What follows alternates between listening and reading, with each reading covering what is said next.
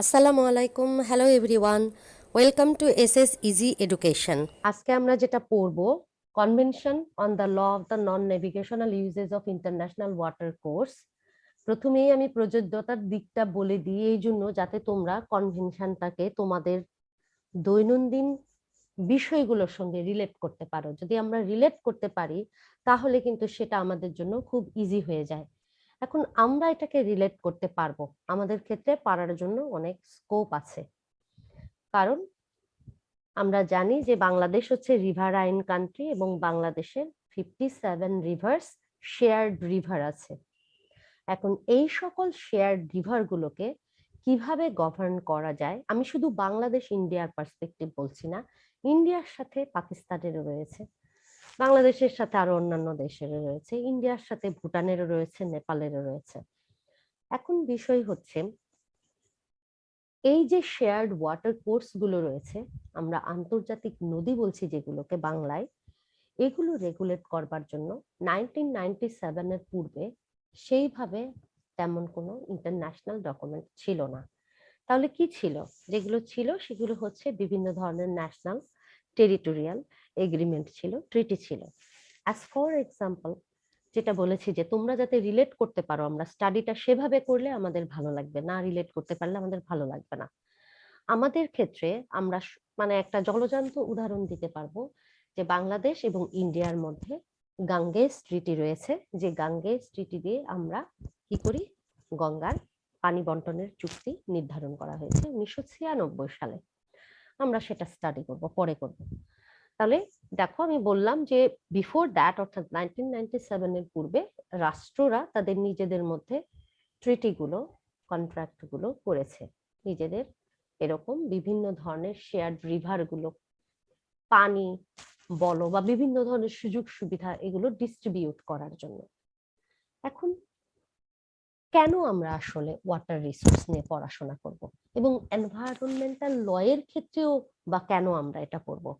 প্রথম কথা, water resource যদি আমি ন্যাচারাল রিসোর্সের ল এর ক্ষেত্রে বলি, তাহলে ওয়াটার রিসোর্স হচ্ছে অন্যতম একটা গুরুত্বপূর্ণ ন্যাচারাল রিসোর্স যেটার জন্য তৃতীয় বিশ্বযুদ্ধ হতে পারে এরকম প্রপাগান্ডা আছে, যে যদি তৃতীয় বিশ্বযুদ্ধ হয় তাহলে সেটা হবে ওয়াটার রিসোর্স নিয়ে।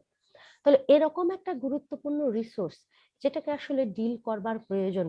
কারণ আমরা আরো জানি যে আমরা যে যে পরিমাণ পানি এই পৃথিবীতে আছে, তোমরা জানো যে এই পৃথিবীর পানির পরিমাণটা কি পরিমাণ।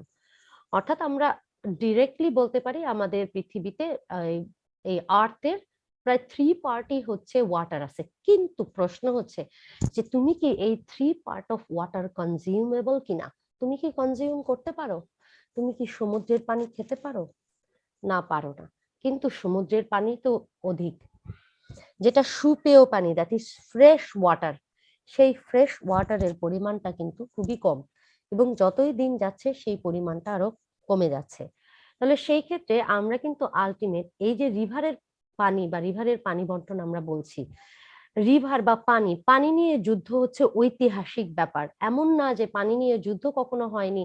ম্যাম এটা কি বলতেছে, এটা তো একটা কাল্পনিক বিষয়। আমরা যারা মুসলিম আমরা জানি যে আমাদের ইসলামিক হিস্ট্রিতে আমরা জেনেছি যে ইমাম হাসান হোসেনের, বিশেষ করে ইমাম হাসানের যে যুদ্ধটা হয়েছিল সেটা হচ্ছে পানি নিয়ে হয়েছিল। ইরাকের টাইগ্রিস ইউফ্রেটিস নদীর পানি নিয়ে হয়েছিল।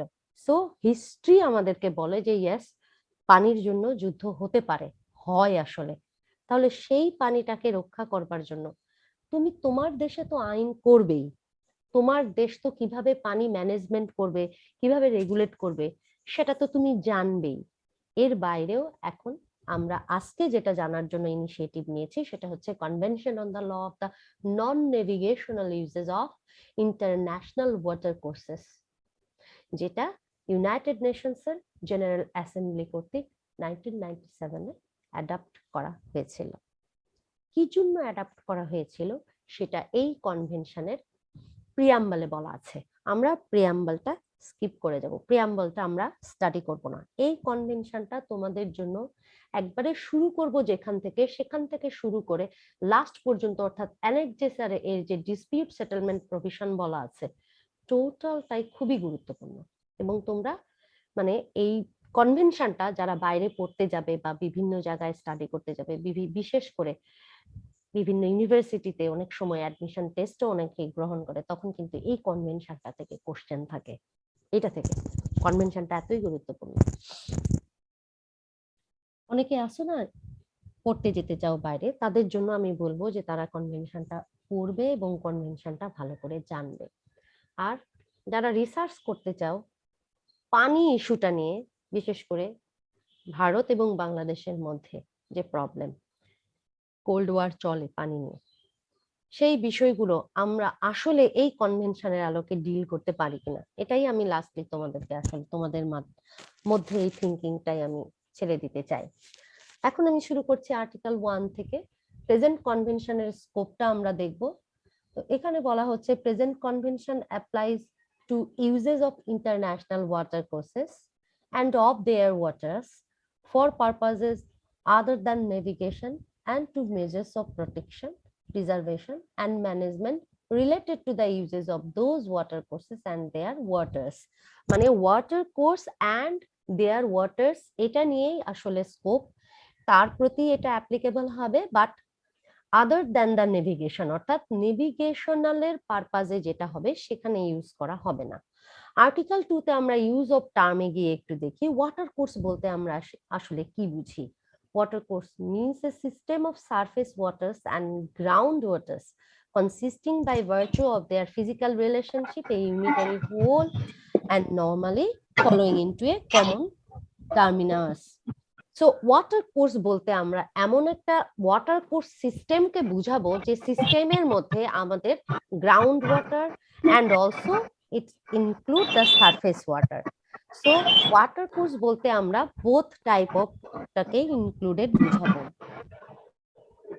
গ্রুপে একটু লেখো তো, সবাই আনমিউট করুক। ইন্টারন্যাশনাল ওয়াটার কোর্স বলতে আমরা বুঝছি সেই ওয়াটার কোর্স যা ডিফারেন্ট স্টেটসে অবস্থিত। এটাই আমাদের জন্য দরকার, বিকজ আমরা বারবার বলছি ইন্টারন্যাশনাল ওয়াটার কোর্স, নন নেভিগেশনাল ইন্টারন্যাশনাল ওয়াটার কোর্স। তাহলে what is international water course? That water course which is, আমরা বলছি সিচুয়েটেড ইন ডিফারেন্ট স্টেটস। বিভিন্ন স্টেটস এর মধ্যে যখন কোনো ওয়াটার কোর্স বয়ে চলে যায় তখন আমরা সেটাকে বলি international water course. Now the water course state, কোন রাষ্ট্রগুলোকে আমরা বলবো যে নদী আছে রাষ্ট্র, এরকম আন্তর্জাতিক নদী সম্পন্ন রাষ্ট্র, means a state party to the present convention in whose territory part of an international water course is situated, or a party that is a regional economic integration organization in the territory of one or more of whose member states part of an international water course is situated। So water course state বলতে আমরা এই কনভেনশনের state পার্টিকে বুঝাবো present কনভেনশনে, যে রাষ্ট্রের কোনো একটা টেরিটরির মধ্যে ইন্টারন্যাশনাল ওয়াটার কোর্স রয়েছে, বিদ্যমান আছে, অথবা সেই রাষ্ট্র যে রাষ্ট্র ইকোনমিক ইন্টিগ্রেশন অর্গানাইজেশনের মেম্বার এবং যার টেরিটরির মধ্যে এক বা একাধিক ইন্টারন্যাশনাল ওয়াটার কোর্স রয়েছে। So in that case Bangladesh is water course state. Okay, now water course agreements. আমরা ওয়াটার কোর্স এগ্রিমেন্টকে ডিফাইন করা হয়েছে এইখানকার আর্টিকেল 3-এ। আর্টিকেল 3 অনুযায়ী বলা হয়েছে, in the absence of an agreement two the contrary, nothing in the present convention shall affect the right or obligations of watercourse states arising from agreements in force for it on the date on which it became a party to the present convention। So watercourse agreement এর অনুপস্থিতিতে ডিফাইনের ক্ষেত্রে কিন্তু কোনো কথা এখানে বলছে না, just বলছে to the contrary watercourse in absence of an agreement. এই প্রেজেন্ট কনভেনশনের কোনো কিছুই বলছে যে কোনো কিছুই অ্যাফেক্ট করবে না কোনো একটা ওয়াটার কোর্স স্টেটের রাইটস অব্লিগেশন কে অ্যাফেক্ট করবে না। উদাহরণটা কি? উদাহরণটা হচ্ছে, ধরো ওয়াটার কোর্স কনভেনশনটা আসার পূর্বে যদি ওয়াটার কোর্স স্টেটের কোনো এগ্রিমেন্ট করা থাকে আর সেই এগ্রিমেন্ট অনুযায়ী যদি তাদের কোনো অব্লিগেশন বা রাইট থাকে, সেই অব্লিগেশন বা রাইটকে এই 97 সালের পাশ হয়ে যাওয়া কনভেনশন এফেক্ট করবে না। যার কারণে 96 সালে গাঙ্গেস ট্রিটিতে যে প্রভিশন গুলো বাংলাদেশ এবং ইন্ডিয়া মাথা পেতে নিয়েছে, সেখানে তাদের অব্লিগেশনের প্রতি কোনো রকম এই কনভেনশন এফেক্ট করবে না। You should amend the Ganges Treaty according to this convention after enacting this convention. এটা কিন্তু প্রসিডিওর, মনে রাখো। সো ওয়াটার কোর্স এগ্রিমেন্টের প্রথম বিধানটাই বলছে এরকম যে অ্যাকচুয়ালি ওয়াটার কোর্স রাষ্ট্রের যদি কোনো এগ্রিমেন্ট থাকে ওয়াটার ইন্টারন্যাশনাল ওয়াটার কোর্স নিয়ে, তাহলে এই কনভেনশন ওই সকল রাষ্ট্রের কোনো অব্লিগেশনস বা রাইটস কে এফেক্ট করবে না। এরপর আবার বলছে parties two agreement May where necessary consider harmonizing such agreements with the basic principles of the present convention. যেটা আমি আগেই তোমাদেরকে বললাম যে গাঙ্গেস ট্রিটি 96 সালে হয়েছে, সো কোনো কিছু এফেক্ট করবে না কনভেনশনকে। তাহলে আমাদের কি করতে হবে? দুই রাষ্ট্রপক্ষ মিলে এখন বসে এই প্রেজেন্ট কনভেনশনের যে প্রিন্সিপালস তারা সেটাকে গ্রহণ করতে পারে, কোনো বাধা নেই। যে ঠিক আছে আমরা আগেই একটা এগ্রিমেন্ট করে ফেলেছিলাম, বাট ওয়াটার কোর্স কনভেনশনের তো নর্মস এগুলা আমরা এটাকে এন্ট্রি দিতে চাচ্ছি, আমরা ইনসার্ট করতে চাচ্ছি আমাদের ট্রিটিতে। Yes you can. Water course state may enter into one or more agreements hereinafter referred to as Watercourse Agreement, which apply and adjust the provision of the present convention to the characteristics and uses of a particular international watercourse or the part thereof. So number 3 তে গিয়ে কিন্তু actually আমাদের ওয়াটারকোর্স স্টেটের একটা এগ্রিমেন্টের ধারণা দিয়েছে এই 3 number sub আর্টিকেলে। এখানে বলছে দেখো যে ওয়ান অর মোর এগ্রিমেন্টে ওয়াটারকোর্স স্টেট উপনীত হতে পারে, যেগুলোকে আমরা এর পরবর্তীতে বলবো ওয়াটারকোর্স এগ্রিমেন্টস। এই এগ্রিমেন্টস গুলো কোন ক্ষেত্রে ইউজ করা হবে? which apply and adjust the provision of the present convention. অর্থাৎ এই প্রেজেন্ট কনভেনশনটা অ্যাপ্লাই করার জন্য এন্ড অ্যাডজাস্ট করার জন্য আমরা এই ধরনের এগ্রিমেন্ট গুলোকে ইউজ করতে পারি। where a watercourse agreement is concluded between two or more watercourses that it shall define the waters to which it applies. Such an agreement may be entered into with respect to an entire international watercourse or any part thereof, or a particular project, program, or use of, except in so far as the agreement adversely affects to a significant extent the use of by one or more other watercourses states of the waters or the watercourse without their express consent. So পরবর্তীতে গিয়ে আবার বলছে দেখো যে আসলে একটা ওয়াটারকোর্স agreement কিভাবে concluded হতে পারে। তো বলছে টু অর মোর ওয়াটারকোর্স স্টেটের মধ্যে এটা আসলে কনক্লুডেড হয়, সাধারণত 2 বা ততোধিক রাষ্ট্র এটা সিগনেচার করতে পারে। এটা কোন প্রথম বিষয়টা কি আসলে এগ্রিমেন্টের কোন ওয়াটার কোর্সটা নিয়ে আসলে আমরা এগ্রিমেন্ট করতে চাচ্ছি সেটাকে আসলে ডিফাইন করে, যেমন Ganges treaty. So where the Ganges treaty should applicable for, প্রথমে কিন্তু সেটাই ডিফাইন করবে যে কত দূর থেকে কত দূর, নদীর কোথায় কোথায় কোন পর্যন্ত আমাদের এই ট্রিটিটা বিদ্যমান হবে, কার্যকরী হবে। এরপরও আবার বলছি দেখো যে আসলে ইন্টারন্যাশনাল ওয়াটার কোর্সটাকে মানে টোটাল ম্যানেজমেন্ট করার জন্য দ্য এন্টায়ার ইন্টারন্যাশনাল ওয়াটার কোর্সের জন্যই কিন্তু অ্যাকচুয়ালি এইটা হয়ে থাকে, মানে এই চুক্তিটা হয়ে থাকে, এগ্রিমেন্টটা হয়ে থাকে।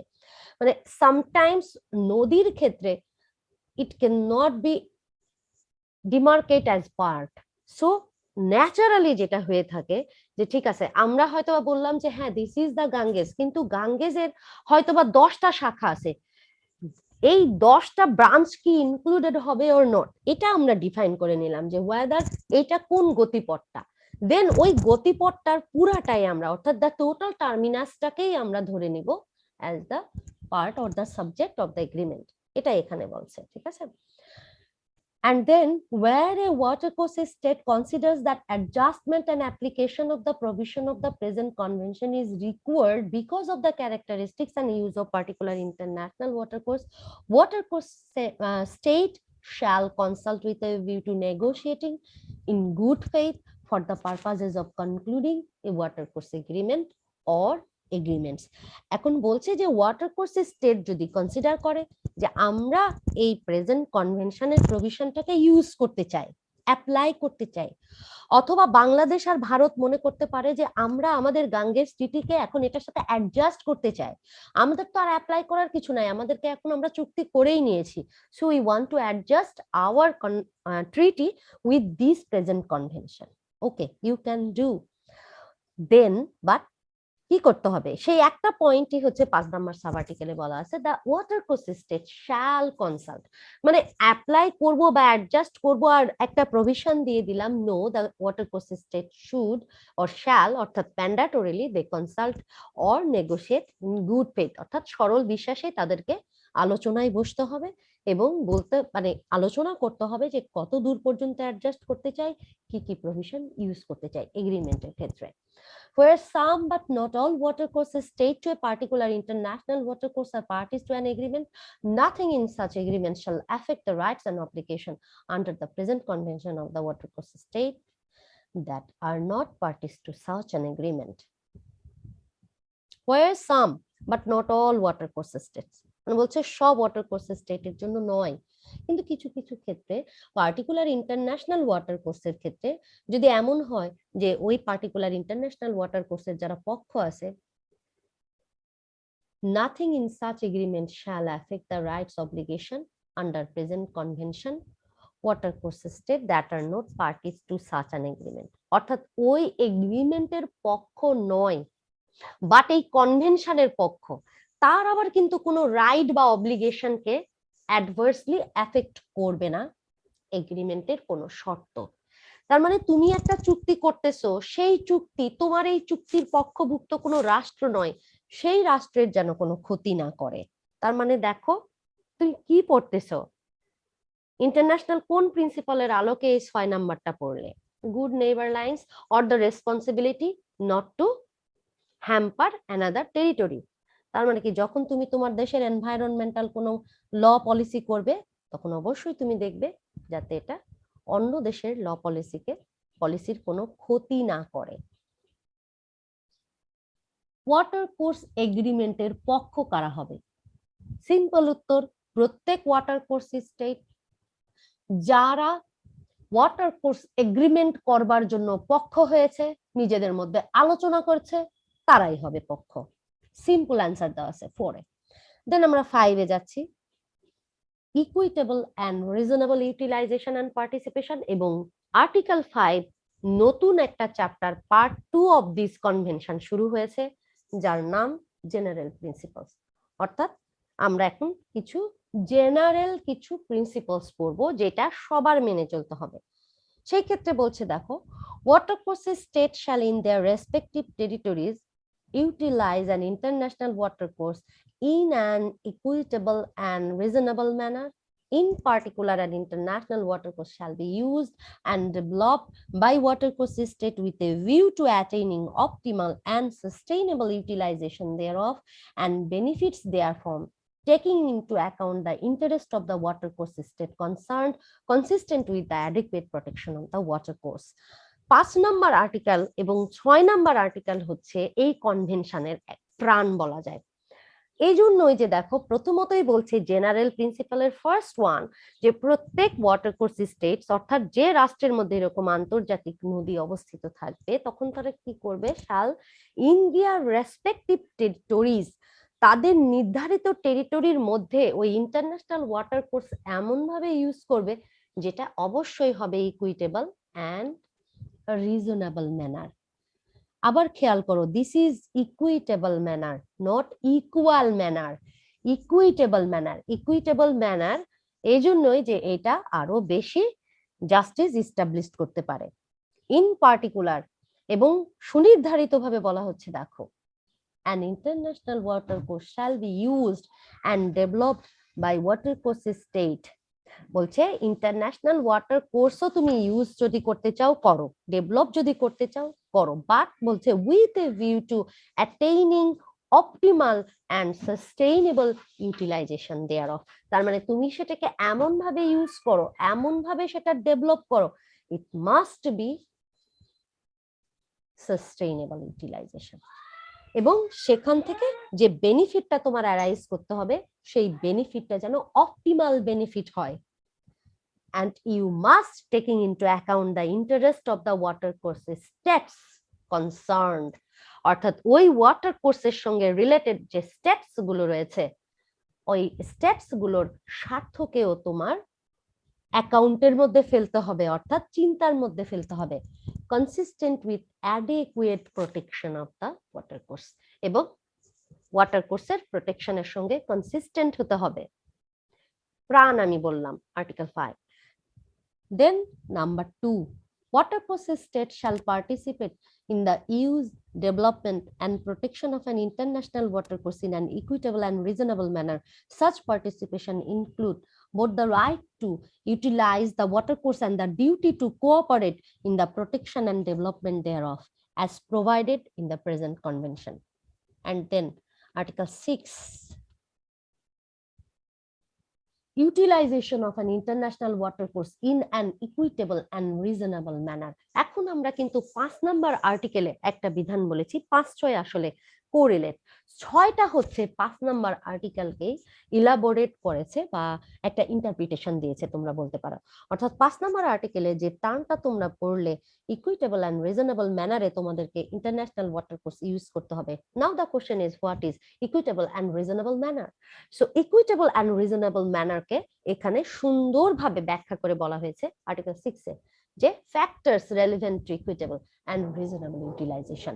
অর্থাৎ যেই সময় তুমি ইকুইটেবল এন্ড রিজনেবল ইউটিলাইজ করবা, you should have state your mind the following factors: geographic, hydrological, climate and ecological and other factors of a natural character, the social and economic needs of watercourse state concerned, the population depend on the watercourse in each watercourse state, the effects of the use or uses of the watercourses in one watercourse state on the other watercourse state, existing and potential uses of the watercourse, conservation, protection, development and economy of use of water resources of the watercourse, and the cost of measures taken to that effect, the availability of alternatives of comparable value to a particular planned or existing use. তার মানে যে তোমার alternative কোনো availability আছে কিনা তোমাকে কিন্তু সেটাও মাথার মধ্যে নিতে হবে। সো এ থেকে জি পর্যন্ত এই সবগুলো ফ্যাক্টর যখন কোনো স্টেট মাথার মধ্যে নেবে, that will be fall under the relevant, equitable and reasonable utilization. Then আমরা আর্টিকেল 7-এ যাচ্ছি। জেনারেল প্রিন্সিপালের মধ্যে আর্টিকেল 7 আরেকটা গুরুত্বপূর্ণ, কারণ এখানে আমাদেরকে বলছে obligation not to cause significant harm. এটাও একটা ইন্টারন্যাশনাল এনভায়রনমেন্টাল ল এর principles. Responsibility not to cause harms to the other state, সেইটাই আমরা পড়ছি আর্টিকেল 7-এ। অর্থাৎ তোমরা যে ইন্টারন্যাশনাল প্রিন্সিপালস গুলো পড়েছো সেই 8টা প্রিন্সিপালস এর মধ্যে দেখবা কোনো না কোনো মানে অথবা 2-3টা প্রিন্সিপালস কনভেনশন গুলো কিন্তু নিয়েছে। এখানেও বলছে দেখো ওয়াটারকোর্স স্টেটস, ওয়াটারকোর্স স্টেটস বলতে কোন রাষ্ট্রকে বোঝাচ্ছে তোমরা বুঝে গেছো, যে রাষ্ট্রের মধ্যে আন্তর্জাতিক নদী রয়েছে। In utilizing an international watercourse in their territories, take all appropriate measures, মানে বলছে সব ধরনের appropriate measures তারা নেবে to prevent the causing of the significant harm to other watercourse states, অর্থাৎ অন্যান্য ওয়াটারকোর্স স্টেটস এর যেন কোনো রকম কোনো ক্ষতি না হয়, এর জন্য তারা significant measures গ্রহণ করবে। Where significant harm nevertheless is caused to another watercourse state, the state whose use causes such harm shall, in the absence of agreement to such use, take all appropriate measures having due regard for the provisions of Article 5 and 6 in consultation with the affected state to eliminate or mitigate such harm, and where appropriate to discuss the question of compensation. কত মারাত্মক একটা বিধান দেওয়া আছে। বিধানগুলো যদি follow করা হতো, পানি নিয়ে আমাদের মধ্যে যে বৈরিতা চলে বা চলছে, চলে আসতেছে, কখনোই চলতো না। বলছে যদি এমন হয় যে সিগনিফিকেন্ট হার্ম তুমি কোনো কিছুতেই মিনিমাইজ করতে পারছো না, তাহলে ধরো তোমার কারণে আমার রাষ্ট্রে কোনো রকম কোনো হার্ম হয়েছে, কি করবে? এগ্রিমেন্টও নাই, তাহলে কি আমি কোনো কিছুই দাবি করতে পারবো না যে হার্ম হয়েছে? না, এই বিধান বলতেছে, এই কনভেনশন বলতেছে যে অ্যাকচুয়ালি যে রাষ্ট্রের জন্য ক্ষতি হয়েছে সেই রাষ্ট্র কি করবে? সে অবশ্যই আর্টিকেল 5 এবং 6 আর্টিকেল 5 এবং 6 ফলো করবে এবং অ্যাফেক্টেড স্টেটস এর সঙ্গে কনসাল্ট করবে কিভাবে আমরা তোমার ক্ষতিটা এলিমিনেট করতে পারি বা মিটিগেট করতে পারি, এন্ড ইন সাম কেসেস যদি মিটিগেট করা না যায়, okay how can we compensate, এটা নিয়ে ডিসকাশন চলবে। সো মারাত্মক একটা প্রভিশন ইন্টারন্যাশনাল, যেহেতু এটা একটা সফট ল, আমরা হার্ডলি ইউজ করতে পারি না। ইফ উই কুড, তাহলে বলা যায় যে নদী নিয়ে সমস্যার অনেকটাই সমাধান হয়ে যেত। জেনারেল অব্লিগেশন টু কোঅপারেট, আমরা প্রিন্সিপাল অফ কোঅপারেশনটা পড়ছি এখন। Watercourse state shall cooperate on the basis of sovereign equality, territorial integrity, mutual benefit, and good faith in order to attain optimal utilization and adequate protection of an international watercourse. 8 নম্বরের general obligation determine করে দিয়ে বলছে যে প্রত্যেক ওয়াটারকোর্স রাষ্ট্রের তারা একে অপরকে কোঅপারেট করবে তাদের সভরিন ইকুয়ালিটি অনুযায়ী এবং টেরিটোরিয়াল ইন্টিগ্রিটি, মিউচুয়াল বেনিফিট অনুযায়ী তারা এটা করবে। এবং বলছে গুড ফেথ এটা করতে হবে যাতে করে অপটিমাল ইউটিলাইজেশন এবং অ্যাডেকুয়েট প্রোটেকশন দেওয়া সম্ভব হয় ওয়াটার ইন্টারন্যাশনাল ওয়াটার কোর্সের ক্ষেত্রে। And in determining the manner of such cooperation, watercourse state may consider the establishment of joint mechanisms or commissions as deemed necessary by them to facilitate cooperation on relevant measures and procedures in the light of the experience gained through the cooperation in existing joint mechanisms and commission in various regions. এই ক্ষেত্রে আমি একটু বলবো তোমাদেরকে, পানি নিয়ে কিন্তু আমাদের আছে জয়েন্ট কমিশনস আছে ইন্ডিয়া এবং বাংলাদেশের মধ্যে। তো এখানে বলতেছে যে আসলে কোঅপারেশনটা কি হবে, কিভাবে হবে। ওয়াটারকোর্স স্টেট তখন তারা জয়েন্টলি মেকানিজমস বা কমিশন গঠন করতে পারে এই কোঅপারেশনের জন্য। যদি তাদের কাছে মনে হয় যে ইয়েস আমাদের কোঅপারেশন করবার জন্য একটা জয়েন্ট কমিশন প্রয়োজন বা একটা মেকানিজমস এর প্রয়োজন, একটা organisation, yes they can do. And under article 8 general obligation to cooperate এর মধ্যেই পড়বে যে কোঅপারেশনের জন্য you can also formulate commission. And then article 9 regular exchange of data and information, এই বিষয়টা বর্তমান মানে এই ক্লাইমেট চেঞ্জের প্রেক্ষিতে খুব গুরুত্বপূর্ণ একটা বিধান। বিকজ অল টাইম আমরা কোনো না কোনো দেখা যাচ্ছে যে ন্যাচারাল ডিজাস্টারের মধ্যে পড়তে পারি, বা ধরো ফ্লাড চলে এসেছে আমার নদীর মধ্যে, আমার দেশের মধ্যে চলে এসেছে, ধরো নদীতে এত পানি হয়ে গেছে, কিন্তু এটা তো একটা শেয়ার্ড রিভার, তোমার রিভারের মধ্যে এই পানি চলে যাবে, বাড়তে থাকবে। তার মানে কি ইনফরমেশন গুলো যাতে আমরা দিতে পারি, এক্সচেঞ্জ করতে পারি যে হ্যাঁ কি হচ্ছে, কখন কি হচ্ছে। তো সেই ক্ষেত্রে এটা কিন্তু কোঅপারেশনেরই একটা অংশ। তো এই জন্যই বলতেছে pursuant to Article 8, watercourse state shall on a regular basis exchange readily available data and information on the condition of the watercourses, in particular that of hydrological, meteorological, or hydrogeological and ecological nature, and related to the water quality as well as related to the forecast.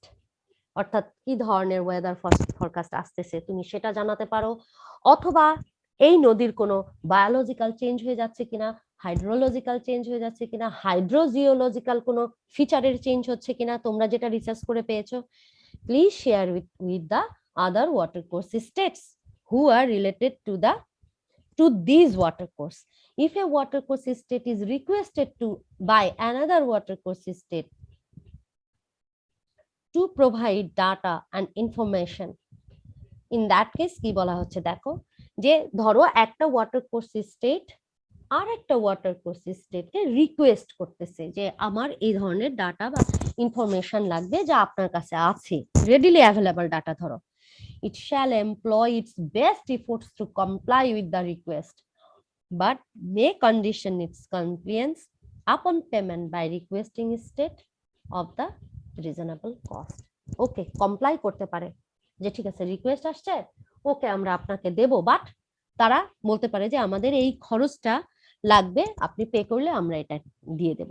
তো এটাই আর কি বিধান, যে তারা যদি আবার বলে যে হ্যাঁ এটা আমাদের কাছে রেডি আছে, বাট আমরা এর যে কমপ্লেন্সটা আছে, পেমেন্টটা আছে, আপনারা যদি দেন তাহলে রিকোয়েস্টিং স্টেটকে তারা আবার এই পেমেন্টের বিষয়ে বলতে পারে যে তাদের কি কস্ট হয়েছে এটা কালেক্ট করতে অথবা পাঠাতে কি ধরনের কস্ট লাগবে, where appropriate processing such data of information, অর্থাৎ ডাটা ইনফরমেশন গুলো প্রসেসিং এর যদি কোনো চার্জ তারা বলে তাহলে রিকোয়েস্টিং স্টেটকে জানাতে পারে, অর্থাৎ অনুরোধকারী রাষ্ট্রকে তারা বলতে পারে যে এই খরচটা দিলে আমরা এই অ্যাভেলেবল ডাটাটা আপনাদেরকে দেব। Watercourse state shall employ their best efforts to collect, where appropriate, to process data and information in a manner which facilitates its utilization by the other watercourse states to which it's communicated. And then relationship between different kinds of uses, Article 10, not necessary to study here now. You will later can study. Now the part 3, that is planned measures. Part 3 section article 11 থেকে শুরু করে একবারে article 19 পর্যন্ত, এখানে একটা বিধানও বাদ যাবে না, প্রত্যেকটা বিধান পড়তে হবে। প্ল্যান মেজারটা এতই গুরুত্বপূর্ণ। ওকে, প্রত্যেকটা বিষয় কিন্তু গুরুত্বপূর্ণ। তার মানে আমরা আগেকার সেট থেকেও জেনারেল প্রিন্সিপালেরও একটা আর্টিকেল বাদ রেখেছি, কিন্তু প্ল্যান মেজারে একবারে 11 to 19 19টা আর্টিকেলই পড়ে ফেলবো।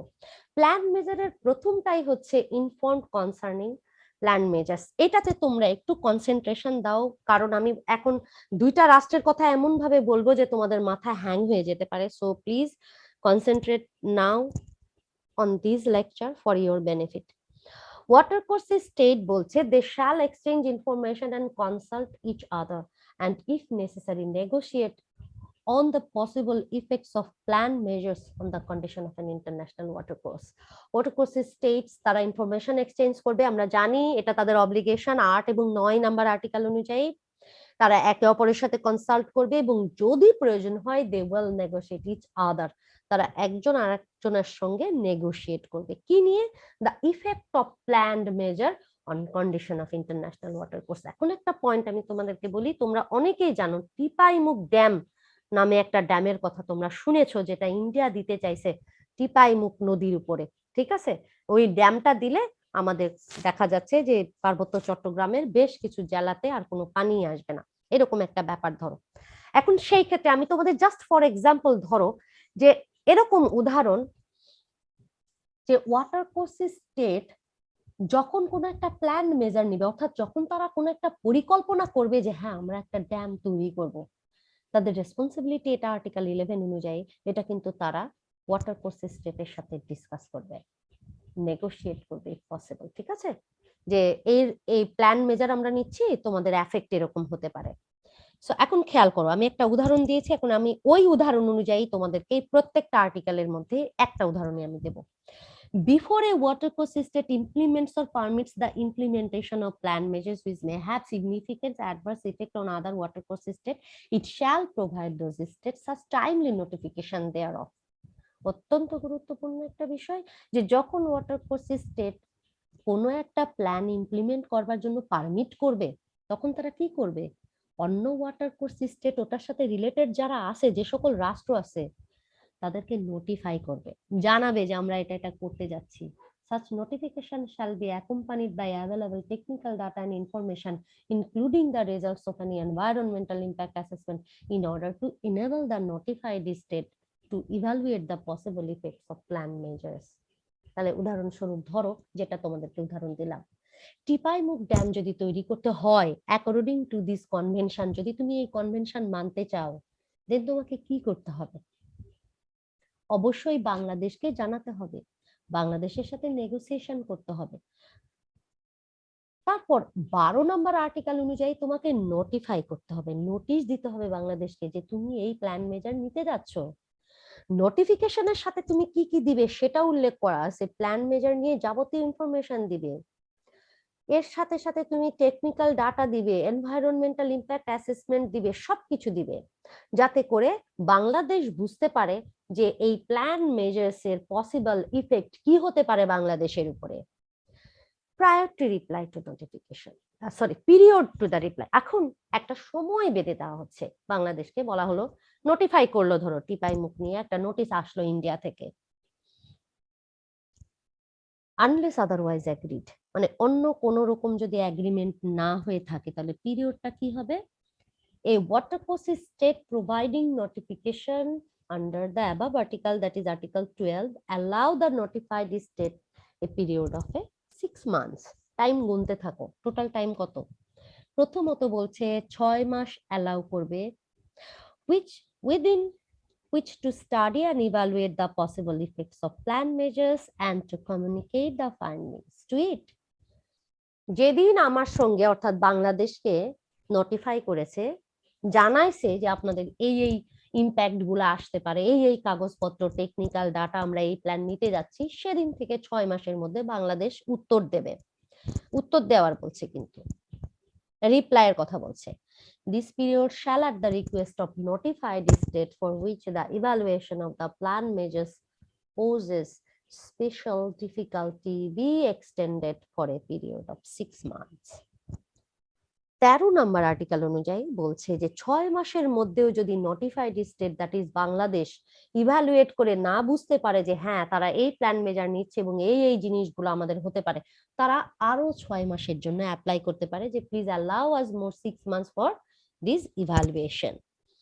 দেন article 14 obligation of notifying state during the period for reply. During the period যা আমরা পড়লাম অর্থাৎ 1 year কিন্তু এখন টোটাল হলো, shall cooperate with the notified state by providing them on request with any additional and data and information that is available and necessary for accurate evaluation. অর্থাৎ বাংলাদেশ এই 6 1 বছর অর্থাৎ 6 মাস 6 মাস 1 বছরের মধ্যে ইন্ডিয়ার কাছে তারা সব ধরনের কোঅপারেশন চাইতে পারে, যে কোঅপারেশন বাংলাদেশের জন্য দরকার ফাইন্ড আউট করতে যে বাংলাদেশের কি ইম্প্যাক্ট করবে এটা ইভ্যালুয়েট করতে। Shall not implement or permit the implementation of the plan measures without the consent of the notified state. এবং যতক্ষণ পর্যন্ত না বাংলাদেশ পারমিশন না দিয়েছে মানে কনসেন্ট না দিয়েছে ততক্ষণ পর্যন্ত কিন্তু দেখো তারা এই যে এই প্ল্যান মেজার্স এর কোন রকম ইমপ্লিমেন্টেশনের অর্ডারই দিতে পারবে না। কত ভালো ভালো বিধান বলা আছে, এই বিধানগুলো যদি অনুসরণ করতাম তাহলে কি আর এই মোদি এক কথা বলতেছে, এই দিদি এক কথা বলতেছে, আমরা আর এক কথা বলতেছি, এটা মনে হয় হতো না। তো আমাদের তো কালচারালি আমরা এমন একটা কালচারের মধ্যে বাউন্ড হয়ে যাচ্ছি যে we are not bound by any convention. Then article 15 reply to notification. No, if the notified state shall communicate their findings to the notifying state. এখন বাংলাদেশ কিন্তু আবার কি করবে, বাংলাদেশ যে তথ্য বা ডাটা ইনফরমেশন গুলা ইভ্যালুয়েশন করতে গিয়ে পেলো, অর্থাৎ বাংলাদেশ কিন্তু নোটিফাইড স্টেট ছিল, বাংলাদেশ এই ফাইন্ডিংসটা এখন ইন্ডিয়াকে জানাবে as early as possible within the period applicable, that is total 1 year, 6 mass 6 mass.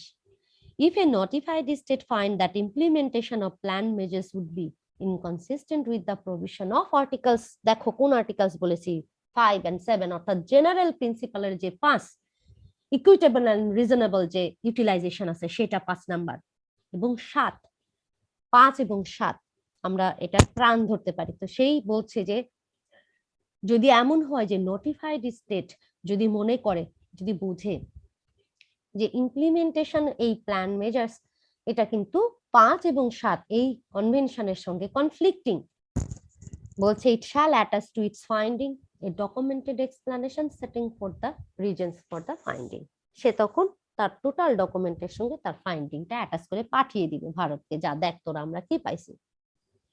Then absence to reply the notification, এটা একটা মারাত্মক বিধান। বাংলাদেশের ধরো ওই রকম টেকনোলজি নাই, বাংলাদেশ কিছুতেই তথ্যপাত্র কালেক্ট করতে পারলো না, অর্থাৎ 6 মাস 6 মাস 1 বছর পার হয়ে গেল।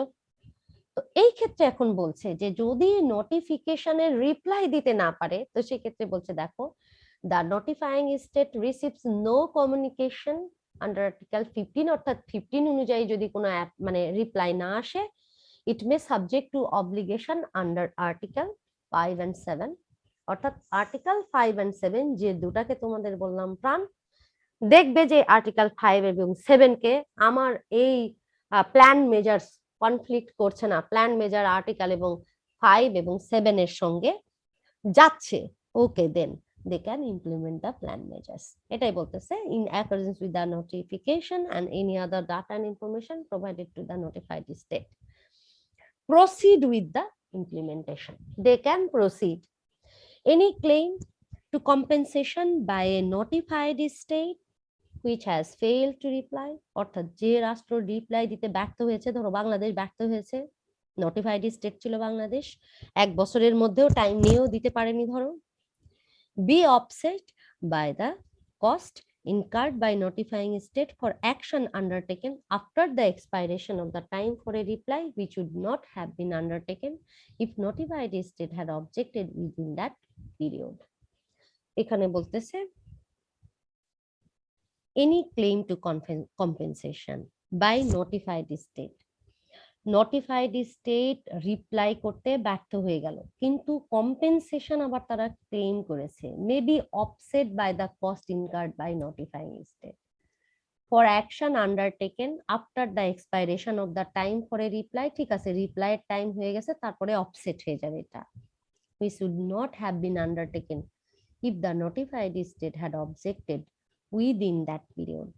অর্থাৎ ওই সময়ের মধ্যে যদি নোটিফাইড স্টেট আবার কি হ্যাড অবজেকশন জানায়, তাহলে কিন্তু কম্পেনসেশনের কোনো বিষয় আর আন্ডারটেকেন করা যাবে না, কারণ স্টেট অবজেকশন দিয়েছে। Then consultation and negotiations concerning plan measures, article 17। Plan measures নিয়ে কনসালটেশন এবং নেগোসিয়েশনের কথা বলা হচ্ছে। আসলে আর্টিকেল 15 কোন ক্ষেত্রে প্রযোজ্য হবে? আর্টিকেল 16 এর প্রযোজ্যতাটা ক্লিয়ার। নোটিফাইড স্টেট যদি রিপ্লাই না দেয় সেই ক্ষেত্রে কি ফলাফল হবে? আর কনসালটেশন নেগোসিয়েশন বলছে if A communication is made, অর্থাৎ আমি যদি 15 নম্বর আর্টিকেল অনুযায়ী কমিউনিকেশন ইজ মেড মানে কি, বাংলাদেশ যদি উত্তর দিয়ে থাকে ইন্ডিয়াকে, তাহলে কি হবে? তো এটাই বলতেছে যে আর্টিকেল 15 অনুযায়ী ধরো রিপ্লাই দেওয়া ডান, কমিউনিকেশন হয়ে গেছে, that implementation of the plan measures would be inconsistent with the provision of 5 and 7। তার মানে আমরা কমিউনিকেশন বাংলাদেশ করেছি যে তোমরা যে প্ল্যান মেজার নিয়েছো এই কনভেনশনের 5 এবং 7 নম্বর আর্টিকেল অনুযায়ী ইনকনসিস্টেন্ট। দ্য নোটিফাইং স্টেট অর্থাৎ ইন্ডিয়ার কথা আমরা এখন বলছি, and the state making the communication shall enter into consultations and if necessary negotiation with a view to arriving at an equitable resolution of the situation। Bangladesh যদি অবজেকশন দেয় যে তোমরা 5-7 পরিপন্থী কাজ করতেছো, তখন বাংলাদেশের সাথে তারা কনসাল্ট করবে এবং যদি প্রয়োজন পড়ে নেগোসিয়েশন কন্টিনিউ করবে একটা ইকুইটেবল রেজলিউশন সলিউশন নিয়ে আসার জন্য। The consultations and negotiations shall be conducted on the basis of each state must in good faith pay reasonable regard to rights and legitimate interest of the other state। Consultation এবং negotiation আবার কিভাবে চলবে? প্রত্যেক রাষ্ট্র কিন্তু তারা কি করবে, তারা বলছে যে লেজিটিমেট ইন্টারেস্ট এবং অন্য রাষ্ট্রের যে লেজিটিমেট ইন্টারেস্ট এবং অধিকারটা রয়েছে সেটাকে ইন গুড ফেথে তারা সরল বিশ্বাসে কিন্তু সমুন্নত রেখেই করবে। এমন না যে তুচ্ছ তাচ্ছিল্য করলাম, ওই দেশের কোনো দাম গানি দিলাম না, not like that. During the course of consultation and negotiation, the notifying state shall, if so requested by notified state at the time it makes the communication, refrain from implementing or permitting the implementation of the plan measures for a period of 6 months unless otherwise agreed।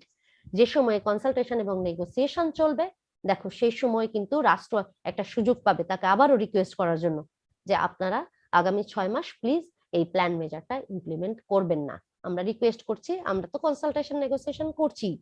তার মানে এভাবে যদি আমরা জবাব দিতে থাকি অন্ততপক্ষে 1.5 বছর উইথহেল্ড করে রাখতে পারলাম প্ল্যান মেজার্সকে 13 এবং 17 আর্টিকেল অনুযায়ী। প্রসিডিওরস ইন অ্যাবসেন্স অফ নোটিফিকেশন, এটাই আমাদের ক্ষেত্রে প্রযোজ্য অ্যাকচুয়ালি, বিকজ আমরা নোটিফিকেশন পাই না, ইন্ডিয়া আমাদেরকে নোটিফাই করে না যে আমরা একটা প্ল্যান মেজার নিতে যাচ্ছি।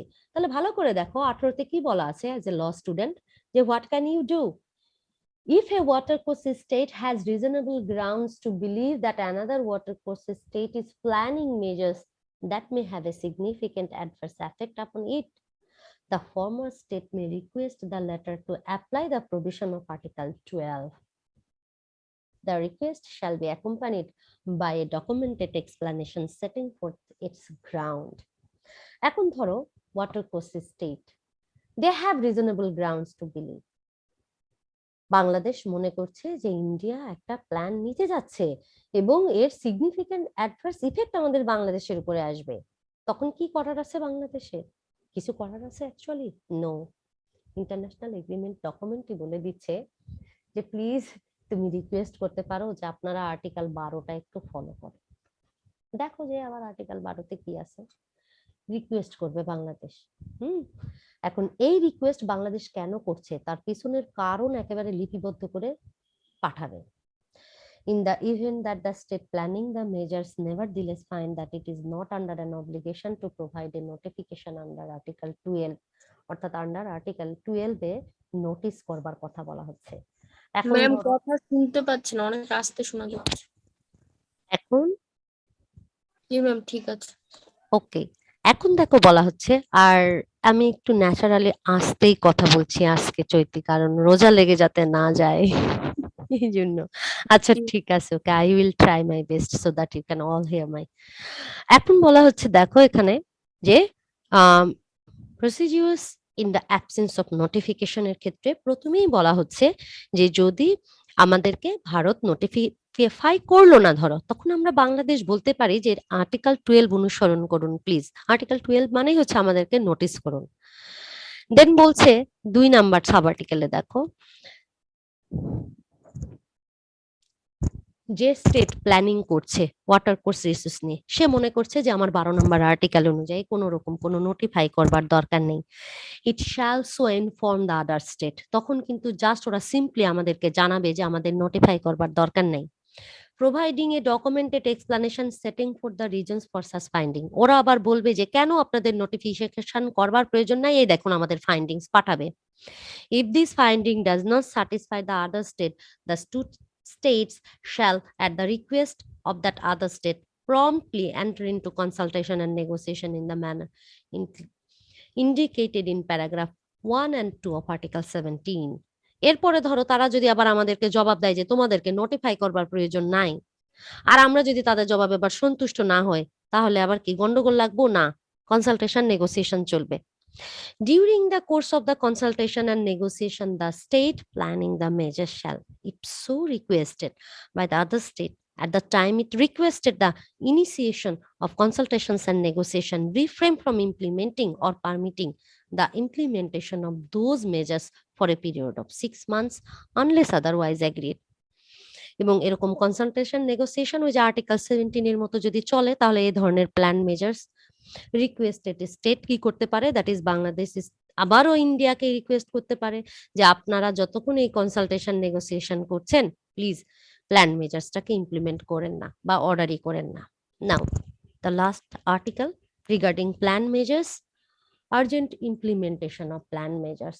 এখন ধরো ইন্ডিয়া বলছে যে আমার পাবলিক ইন্টারেস্ট এটার সঙ্গে জড়িত, যদি আমি আর্জেন্ট ইমপ্লিমেন্ট না করি, তোমাকে নোটিস করার আমার সময় নাই, নোটিস করবো মানে ওই টাল বাহানা 1-1.5 বছর, দাঁড়াও বাবা কোনো দরকার নাই, আমার কালকেই এটা করতে হবে, তাইলে কি হবে? আর্টিকেল 19 বলছে দেখো, in the event that the implementation of plan measures is of utmost urgency in order to protect public health, public safety, or other equally important interest, the state planning the measures may, subject to Article 5 and 6, immediately proceed to implementation, notwithstanding the provision of Article 14, paragraph 3 of Article 17. অর্থাৎ article 14 এবং article 17 এর paragraph 3 তে যা কিছুই বলা হোক না কেন, তুমি 5 এবং 7 নাম্বারের সাথে কনসিস্টেন্ট আছে কিনা দেখেই সরাসরি প্রসিড করতে পারবা immediately. In such a case, a formal declaration of urgency of the measures shall be communicated without delay to the other watercourse states referred to in Article 12, together with the relevant data and the information.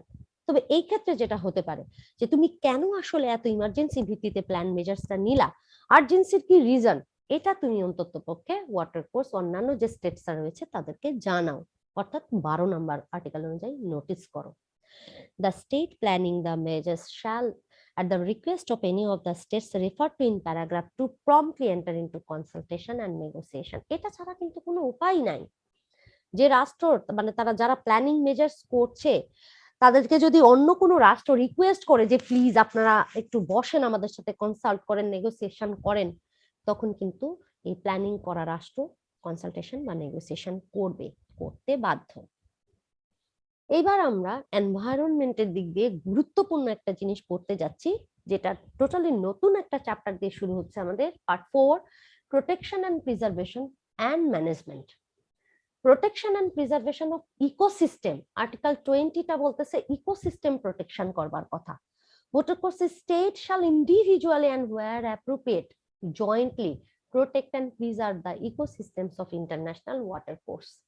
এটা তোমাদেরকে notify করতে বলবো খুব গুরুত্বপূর্ণ ভাবে, where possible individually, otherwise কি বলছে দেখো, জয়েন্টলি। জয়েন্টলি কাজের কথা বলা হচ্ছে যে ওয়াটারকোর্স রাষ্ট্ররা সম্মিলিতভাবে ইন্টারন্যাশনাল ওয়াটারকোর্সের ইকোসিস্টেমটাকে প্রিজার্ভ করার চেষ্টা করবে। Then article 21, preservation, reduction and control of prevention, reduction and control of the pollution. তিনটা কথা আমরা এই আর্টিকেল 21-এ বলছি। তার মধ্যে প্রিভেনশনটা আমাদের ইন্টারন্যাশনাল এনভায়রনমেন্টাল ল এর প্রিভেন্টিভ মেজার্স এর মধ্যে পড়ে গেছে। কন্ট্রোল, রিডাকশন, প্রিকশনের মধ্যে আমরা ফেলে দিতে পারি, যদিও আমরা ডিরেক্টলি ফেলতে পারি না, আমাদের লিঙ্ক করবার দরকার নাই। আমি জাস্ট তোমাদের প্রিন্সিপাল গুলোর সাথে একটু অ্যাটাচ করার চেষ্টা করছি। For the purposes of this article, পলিউশনকে দেখো এখানে ডিফাইন করা হয়েছে। Pollution of an international water course বলতে কি বুঝো? It means any detrimental alteration in the composition of the quality of the waste of an international watercourse which results directly or indirectly from human conduct, অর্থাৎ human কন্ডাক্টের কারণে যদি directly indirectly তোমার international water কোর্সের কোনো composition বা কোয়ালিটিতে ক্ষতিগ্রস্ত হয়, then you can tell it at pollution. Then watercourse state shall individually and where appropriate jointly prevent, reduce and control the pollution of an international watercourse that may cause significant harm to other watercourse states or to their environment, including harm to human health or safety, to the use of the waters for any beneficial purpose, or to the living resources of watercourse. Watercourse state shall take a step to harmonize their policies in these connection. Then number 3, watercourse state shall, at the request of any of them, consult with a view to arriving at mutually agreeable measures and methods to prevent, reduce, control pollution of an international watercourse, such as setting joint water quality objectives and criteria, establishing techniques and practices to address pollution from point and non-point sources, establishing list of substances the introduction of which into the waters of an international watercourse is to be prohibited, limited, investigated or monitored. Now article 22, alien species তুমি introduce করতে পারবা কিনা, or new species. In that case বলা হচ্ছে দেখো, watercourse states shall take all measures necessary to prevent the introduction of species, alien or new, into an international watercourse which may have effects detrimental to the ecosystem of the watercourse, resulting in significant harm to other watercourse states. In that case, যদিও একটু funny, আমি example এভাবে দিতাম যে piranha মাছটা খুবই ক্ষতিকর, আমরা সবাই জানি। আমি কি তাহলে আমার ইন্টারন্যাশনাল কোনো ওয়াটার কোর্সে পিরানহা ছাড়বো? ছেড়ে বলবো যা বেটা পিরানহা এখানে ছাড়লাম, বাকি ওয়াটার কোর্স স্টেটের মানুষগুলোকেও খেয়ে নিস, like that. It's a new species sorry, or alien species, you cannot introduce that, which are detrimental to the watercourse states. Protection and preservation of the marine environment. কারণ এর মধ্যেও আমাদের মেরিন এনভায়রনমেন্টের কথা বলা হচ্ছে যে ওয়াটারকোর্স স্টেট ইন্ডিভিজুয়ালি অথবা যদি পারে where appropriate in cooperation with other states take all measures with respect to an international watercourse that are necessary to protect, preserve the marine environment, including estuaries, taking into account generally accepted international rules and standards, and in that case unclosed. অর্থাৎ generally accepted international rules এবং standard maintain করে of course তুমি marine environment protect করবে। তার মানে কি article 23 এক অর্থে ল অফ দ্য সি অর্থাৎ ইন্টারন্যাশনাল ল এর যেগুলো মেরিন এনভায়রনমেন্ট প্রোটেক্ট করবার জন্য রয়েছে, বিদ্যমান আছে বর্তমানে, সেগুলাকে অনুসরণ করে কাজ করতে বলছে। আমরা আর্টিকেল 24, 25, 26 বাদ রাখবো, পরে আসো। Harmful condition and emergency situation, এটা আর একটা গুরুত্বপূর্ণ বিষয়। আমরা দুটা জিনিসকে এই চ্যাপ্টারের হেডিং করা হয়েছে, প্রথমত হার্মফুল কন্ডিশনকে প্রিভেন্ট করতে বলা হচ্ছে এবং মিটিগেট করতে বলা হচ্ছে। And later on emergency situation বলতে আমরা কি বুঝবো, অর্থাৎ কোনটা ইমার্জেন্সি সিচুয়েশন, যে সিচুয়েশনে একটা রাষ্ট্র অন্য রাষ্ট্রকে নোটিফাই না করেই প্ল্যান মেজার নিতে পারে, লাইক দ্যাট। নো, কি জানি না, কোরিয়া না? আচ্ছা ঠিক আছে, প্রথমটা আগে পড়ো। Prevention and mitigation of harmful কন্ডিশনে কি বলা আছে? ঘুমিয়ে গেলে একটু উঠবা, ম্যাম ভুল বলছে না সঠিক বলছে এটা জানার জন্য। ওয়াটারকোর্স স্টেট পারলে একা একাই, না পারলে জয়েন্টলি, দে মানে বলা হচ্ছে take all the appropriate measures, they will take all the appropriate measures to prevent and mitigate the conditions related to an international watercourse that may be harmful to the other watercourse states, whether resulting from natural causes or human conduct, such as flood or ice condition, waterborne disease, siltation, erosion, saltwater intrusion, droughts, or desertification. Like all these are example of the natural causes. এখন আমি যদি বলি man-made cause কি, man-made cause হচ্ছে কোন রকম কোন alien species অবমুক্ত করে দেওয়া, যেটা আমি জানি যে অন্যান্য ওয়াটার কোর্স স্টেটের জন্য ক্ষতিকর। তখন আমি কি করব? আমি ইন্ডিভিজুয়ালি যদি পারি অথবা যদি আমার না পারি, তখন আমি জয়েন্টলি অ্যাপ্রোপ্রিয়েট উপযুক্ত মেজার্স গ্রহণ করব যাতে আমি এর হার্মফুল এফেক্ট থেকে বাঁচাতে পারি। নাও আর্টিকেল 28 এর প্রথমেই ইমার্জেন্সিকে ডিফাইন করেছে, যেটা নিয়ে তোমাদের সঙ্গে আমি একটু ঘুম ভাঙালাম আর কি। ইমার্জেন্সি মানে কি দেখো, emergency means a situation, it's a situation that causes or poses an imminent threat of causing or serious harm to watercourse states or other states, and that results suddenly from natural causes, hote pare floods, ice breaking, landslide, earthquakes, or from human conduct such as industrial accident. একবার emergency সিচুয়েশনকে প্রথমেই define করেছে article 28 এ, যে emergency হচ্ছে একটা situation যেখানে কোনো eminent threat হতে পারে ওয়াটারকোর্স রাষ্ট্রের প্রতি, এবং যেই থ্রেট ম্যানমেড কজের কারণেও হতে পারে বা ন্যাচারাল কজের কারণেও হতে পারে। আমরা তো এতক্ষণ গেল ডেফিনেশন পড়লাম না, এখন আসলে আমাদের কি পড়তে হবে? এখন আমাদের পড়তে হবে যে ইমার্জেন্সি সিচুয়েশন আসলে কি করবে ওয়াটারকোর্স state. A watercourse state shall without delay and by the most expeditious means available notify other potentially affected states and competent international organizations of an emergency originating within its territory. তার মানে আমার টেরিটরিতে যদি কোনো emergency originates করে, আমি কিন্তু without any delay এই বিষয়টা জানাবো আনাদার স্টেটকে, যে ওয়াটারকোর্স স্টেট আমার এটার সঙ্গে রিলেটেড।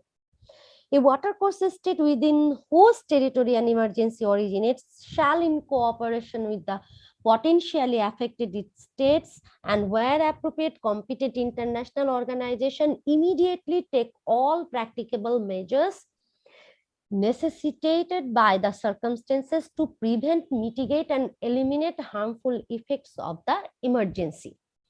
So, ইমার্জেন্সি থেকে উদ্বুদ্ধ পরিস্থিতির যে হার্মফুল ইফেক্ট, সেটা থেকে বাঁচবার জন্য ওয়াটারকোর্স স্টেট তার টেরিটরি এবং যে রাষ্ট্র ইমার্জেন্সির ওই ঘটনা থেকে ক্ষতি হতে পারে তার সঙ্গে একত্রিতভাবে অথবা কোনো উপযুক্ত, যাকে আমরা বলছি কম্পিটেন্ট ইন্টারন্যাশনাল অর্গানাইজেশনের সহায়তায় উপযুক্ত বা প্র্যাকটিকেবল মেজার্স গ্রহণ করবে।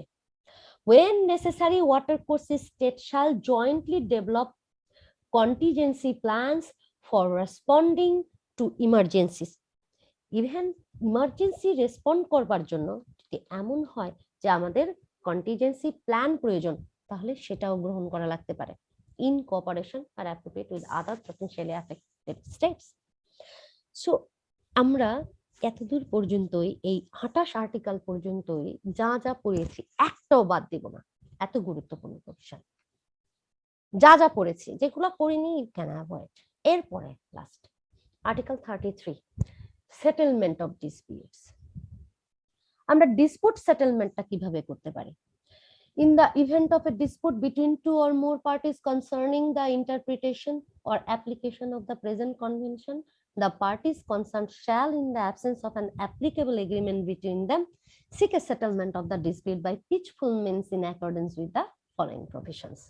সো 33 another important article, যেখানে আমরা বলছি যে যদি 2 or more parties এর মধ্যে এখানে এই প্রেজেন্ট কনভেনশনের অ্যাপ্লিকেশন অথবা ইন্টারপ্রিটেশন নিয়ে যদি কোনো দ্বন্দ্ব দেখা দেয়, তাহলে আমরা কি করব, সেটার ডিসপিউট মীমাংসা করতে পারবো।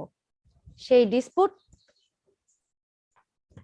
ডিসপিউট মীমাংসাটা আমরা কিভাবে করব, আমরা বলছি to follow the following provisions. সেই ক্ষেত্রে প্রভিশনস গুলা তোমাদের মাথার মধ্যে নিতে হবে। If the parties conducted cannot reach agreement by negotiation requested by one of them, they may jointly seek the good offices of or requested mediation conciliation by a third party, or make use as appropriate of any joint watercourse institution that may have been established by them, or agree to submit the dispute to arbitration or to the International Court of Justice. প্রথমে 2 number sub আর্টিকেলটাতে বলছে যে আসলে agreement অনুযায়ী যদি তারা কোনো মানে ডিসপিউটেবল party বা ডিসপিউটেড পার্টি তারা যদি কোনো রকম কোনো এগ্রিমেন্টে উপনীত হতে না পারে, তাহলে তারা আসলে কি করবে, তারা নেগোসিয়েশন করবে জয়েন্টলি। তারা দেখা যাচ্ছে তাদের যারা অফিসিয়ালস গুলো আছে তাদের মাধ্যমে হয়তো বা মেডিয়েশন কনসিলিয়েশন হতে পারে, অথবা তারা কোনো একজন থার্ড পার্টিকে আমন্ত্রণ জানাতে পারে যে আমাদের মধ্যে এই দ্বন্দ্ব হয়েছে, এটা আপনি মীমাংসা করে দেন, অথবা কোনো ওয়াটার কোর্স ইনস্টিটিউশনের শরণাপন্ন হতে পারে, বা আরবিট্রেশনে যেতে পারে, অথবা ইন্টারন্যাশনাল কোর্ট অফ জাস্টিসে যেতে পারে। এতগুলা ওয়ে আছে রিজলভ করার, যে কোনো একটা ওয়েতে তো রিজলভ করো, গন্ডগোল নিয়ে বসে থাকার দরকার নেই। Subject to the operation of paragraph 10, if after 6 months from the time of the requested for negotiation referred to paragraph 2, that is request করলাম conciliation বা arbitration, ধরো আমরা আলোচনা করবার জন্য নেগোসিয়েশনের জন্য রিকোয়েস্ট করলাম প্যারাগ্রাফ 2 অনুযায়ী 6 মাস পার হয়ে গেছে রিকোয়েস্ট থেকে, তখন বলছে the parties concerned have not been able to settle their dispute through negotiation or any other means, negotiation conciliation আর যাই বলো মেডিয়েশন, এগুলো কিছুই করেই তারা ডিসপিউটের কোনো সমাধানই করতে পারলো না। The dispute shall be submitted at the request of any of the parties to the dispute to impartial fact finding in accordance with paragraph 4 to 9 unless the parties otherwise agree. অর্থাৎ তারা কোনো কিছু করেই যদি কোনো সিদ্ধান্তে উপনীত না হতে পারে, তখন তারা ফ্যাক্ট ফাইন্ডিং নামে একটা কমিটি হবে, সেই কমিটির কাছে ছেড়ে দেবে যে আমরা পারলাম না, এটা আপনারা দেখেন। এই ফ্যাক্ট ফাইন্ডিং কমিটি বলা আছে 4 থেকে 9 নাম্বার সাব আর্টিকেলে, এখন আমরা সেটা দেখবো। দেখো ফ্যাক্ট ফাইন্ডিং কমিটির গঠন, ফ্যাক্ট ফাইন্ডিং কমিশন কিভাবে হবে সেটা বলা আছে। Fact finding commission shall be established composed of one member nominated by each party concerned, and in addition a member not having the nationality of any of the parties concerned chosen by the nominated member who shall serve as chairman. Fact finding commission বলা হচ্ছে nominated by each party, অর্থাৎ যে পক্ষ রাষ্ট্রের মধ্যে dispute চলছে তাদের দ্বারা নমিনেটেড একজন একজন করে হবে, এবং বলা হচ্ছে তৃতীয় একজন ব্যক্তি আসবে যিনি এই ডিসপিউটের কোনো মেম্বার না, এবং তিনি হবেন chairman. If the members nominated by the parties are unable to agree on a chairman within 3 months of the request of establishment of the commission, any party concerned may request the Secretary General of United Nations to appoint the chairman who shall not have the nationality of any of the parties to the dispute of any riparian state of watercourse concerned. খুব সহজ সমাধান। Nominated মেম্বাররা ধরো কে chairman হবে এরকম neutral কোনো রাষ্ট্রের কাউকে মনোনীত করতেই পারলো না চেয়ারম্যান হিসেবে, তখন তারা ইউনাইটেড নেশনস এর সেক্রেটারি জেনারেলের কাছে হেল্প চাইবে। তখন ইউনাইটেড নেশনস এর সেক্রেটারি জেনারেল রিপারিয়ান স্টেটের ওয়াটারকোর্স কনসার্ন মানে নলেজ আছে এরকম কোন স্টেট পার্টির ব্যক্তিকে এনে চেয়ারম্যান বানিয়ে দেবে। If one of the parties fail to nominate a member within 3 months, এখন তারা যদি মেম্বারও নমিনেট করতে ব্যর্থ হয় 3 মাসের মধ্যে, initial request pursuant to paragraph 3, any other party concerned may request Secretary General of UN to appoint a person who shall not have the nationality of any of the parties of the dispute or of any riparian state of watercourse concerned. The person so appointed shall constitute a single member commission. এখন বলছে যে ধরো বিবাদীয় পক্ষরা কোনো মেম্বারকে appoint করলো না, তখন তারা বলল জানাবে ইউএন সেক্রেটারিকে যে আমরা কাউকে নমিনেশন দিতে পারিনি। তখন ইউএন সেক্রেটারি জেনারেল একজন মাত্র মেম্বারকে নমিনেট করবে, এবং সেই একজন মাত্র মেম্বার কি হবে, অবশ্যই ডিসপিউটেবল পার্টি বা রিপারিয়ান স্টেটের কোনো পার্টি হবে না, এবং উপরেও তাই রিপারিয়ান স্টেটের কোনো পার্টি হবে না। একেবারে নিউট্রাল, যারা এদের সাথে কোনো সম্পর্কই থাকবে না, তাদের মধ্যে থেকে একজনকে অ্যাপয়েন্টমেন্ট দেওয়া হবে। ওকে, এটাই বলা হচ্ছে। এবং এক্সেপশনালি এটা হয় সাধারণত এ সিঙ্গেল মেম্বার কমিশন, মানে একজনই মেম্বার ওই কমিশন। পরেরটা বলছে দেখো, the commission shall determine its own procedure, commission কিভাবে কাজ করবে তার প্রসিজিওর সে নিজেই তৈরি করবে। The parties concerned have the obligation to provide the Commission with such information as it may require, and on request to permit the Commission to have access to their respective territory and to inspect any facilities, plant, equipment, construction, or natural features relevant for the purposes of its inquiry. And then the Commission shall adopt its report by a majority vote. Unless it is a single member commission, মানে যদি single member commission না হয় তাহলে majority ভোটেই তারা সিদ্ধান্ত গ্রহণ করবে। and shall submit that report to the parties concerned, setting forth its findings and the reasons therefore, and such recommendations as it deems appropriate for an equitable solution of the dispute which the parties concerned shall consider in good faith.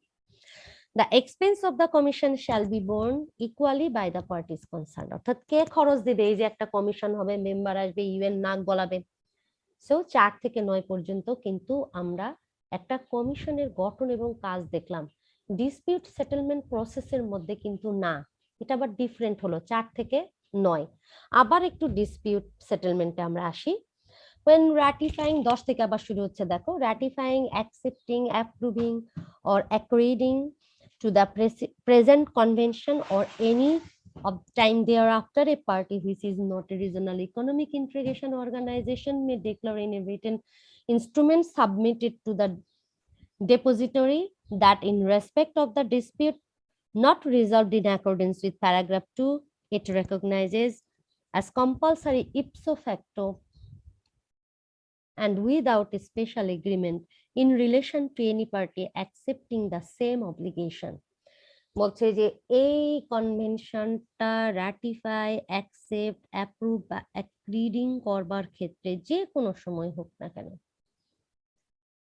A party যা regional economic integration অর্গানাইজেশনের member নয়, তারা declare করতে পারে বা written একটা instrument submit করতে পারে, ডিপোজিট করতে পারে। কিসের জন্য? বলছে যে in respect of any dispute, অর্থাৎ নট রিজলভ, কোনো একটা ডিসপিউট যেটা এখনো রিজলভ হয়নি, এই কনভেনশনের একটু উপরে আমরা যে 33-এর প্যারাগ্রাফ 2টা পড়লাম, সেই প্যারাগ্রাফ 2 অনুযায়ী এটা জানাতে পারে যে আমাদের ডিসপিউটটা এখনো রিজলভ হয়নি। Without a special agreement in relation to any party accepting the same obligation. তো বলতেছে যে এটা কম্পালসারিলি ইপসো ফ্যাক্টো প্রত্যেকটা রাষ্ট্রের জন্য কোনো স্পেশাল এগ্রিমেন্ট ছাড়াই in relation to any party accepting the same obligation, অর্থাৎ এই কনভেনশনের যে অব্লিগেশনটা রয়েছে সেটা অ্যাকসেপ্ট করতে বাধ্য করতে পারে, অ্যাকসেপ্ট করা লাগতে পারে, এরকম একটা বিধান বলতেছে 10 অনুযায়ী। and then submission of the dispute to the International Court of Justice। 10 number, অর্থাৎ হলো না, পারলাম না নিজেদের মধ্যে, আমরা আমাদের ডিসলভ রয়ে গেছে, আমরা নোটিফাই করলাম, আমরা জানালাম, তাহলে আমরা আমাদের সামনে আর কিন্তু কোনো অপশন নেই, কনভেনশনের ভেতর থেকে আমরা আর কিছু করতে পারছি না, তখন আমাদেরকে দুটা জিনিস চয়েস করতে হতে পারে। এ নাম্বার বলা হচ্ছে submission of the dispute to the international court of justice, মানে ঠিক আছে তুমি আর পারলে না যখন ডিসপিউটটা প্যারাগ্রাফ 2 অনুযায়ী রিজলভ করতে, ইভেন ফ্যাক্ট ফাইন্ডিং কমিশন করেও পারলা না, কি করবা তখন?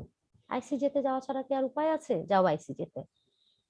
অর আছে আর একটা process, arbitration by an arbitral tribunal established and operating unless the parties of the dispute otherwise agreed, অর্থাৎ পক্ষরা যদি অন্য কোনোভাবে সম্মত না হয় তাহলে আরবিট্রাল একটা ট্রাইব্যুনাল এস্টাবলিশড হতে পারে এবং তার মাধ্যমে আরবিট্রেশন হতে পারে in accordance with the procedure laid down in the annex of the present convention।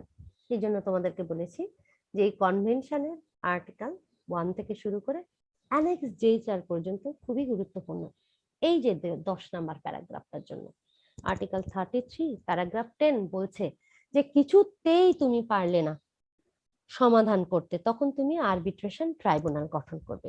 So annexe J4টা আসলে তোমাদেরকে পড়তে হবে কিসের জন্য? আরবিট্রেশনের জন্য, যে আমরা ইউএন নন নেভিগেশনাল ওয়াটার রিসোর্স এর এই কনভেনশন অনুযায়ী কিভাবে আরবিট্রেশন করতে পারি।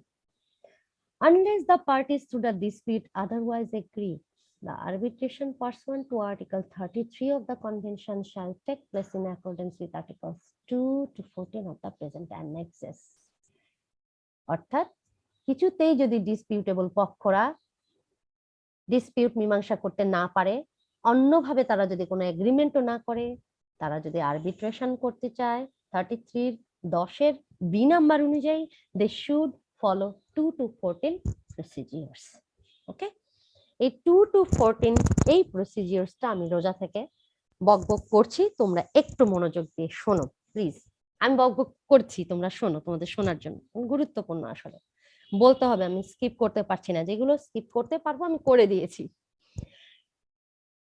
এখন বলা হচ্ছে, দেখো, claimant party shall notify the respondent party that it is referring a dispute to arbitration pursuant to Article 33 of the Convention. The notification shall state the subject matter of the arbitration and include in particular the articles of the Convention, the interpretation or application of which are at issue. If the parties do not agree on the subject matter of the dispute, the arbitral tribunal shall determine the subject matter. So, যদি parties agri না করে তাহলে বলা হচ্ছে আরবিট্রাল tribunal subject matter determine করতে পারে। Then Article 3, in dispute between two parties, arbitral tribunal shall consist of 3 members. দুই পক্ষের মধ্যে যদি দ্বন্দ্ব হয় তাহলে 3 জন মেম্বার নিয়ে আরবিট্রাল পার্টিটা, মানে আরবিট্রেশনের বিচারকদের আসলে গঠনটা এখানে বলা হচ্ছে। Each of the parties to the dispute shall appoint an arbitrator। বলছে ধরো ডিসপিউটের প্রত্যেক পক্ষই কিন্তু একজন করে তারা আরবিট্রেটর নিয়োগ দিতে পারবেন। এবং ওই যে ফ্যাক্ট ফাইন্ডিং কমিটির মতোই কিন্তু two arbitrators so appointed shall designated by common agreement the third arbitrator who shall be the chairman, and then the latter shall not be a national of one of the parties to the dispute or of any riparian state of the watercourse concerned। Simply fact finding কমিটির মতোই যে তৃতীয় একজনকে আমরা নিব যিনি এই ডিসপিউটের পক্ষই নয়, আরবিট্রেশনের পক্ষই নয়, রিপারিয়ান কোনো স্টেটই নয়, অর্থাৎ এই ওয়াটার কোর্সের কোনো স্বার্থই তার সঙ্গে জড়িত নাই, এরকম কোনো একটা পক্ষকে নিব। In dispute between more than 2 parties in the same interest shall appoint one arbitrator jointly by agreement.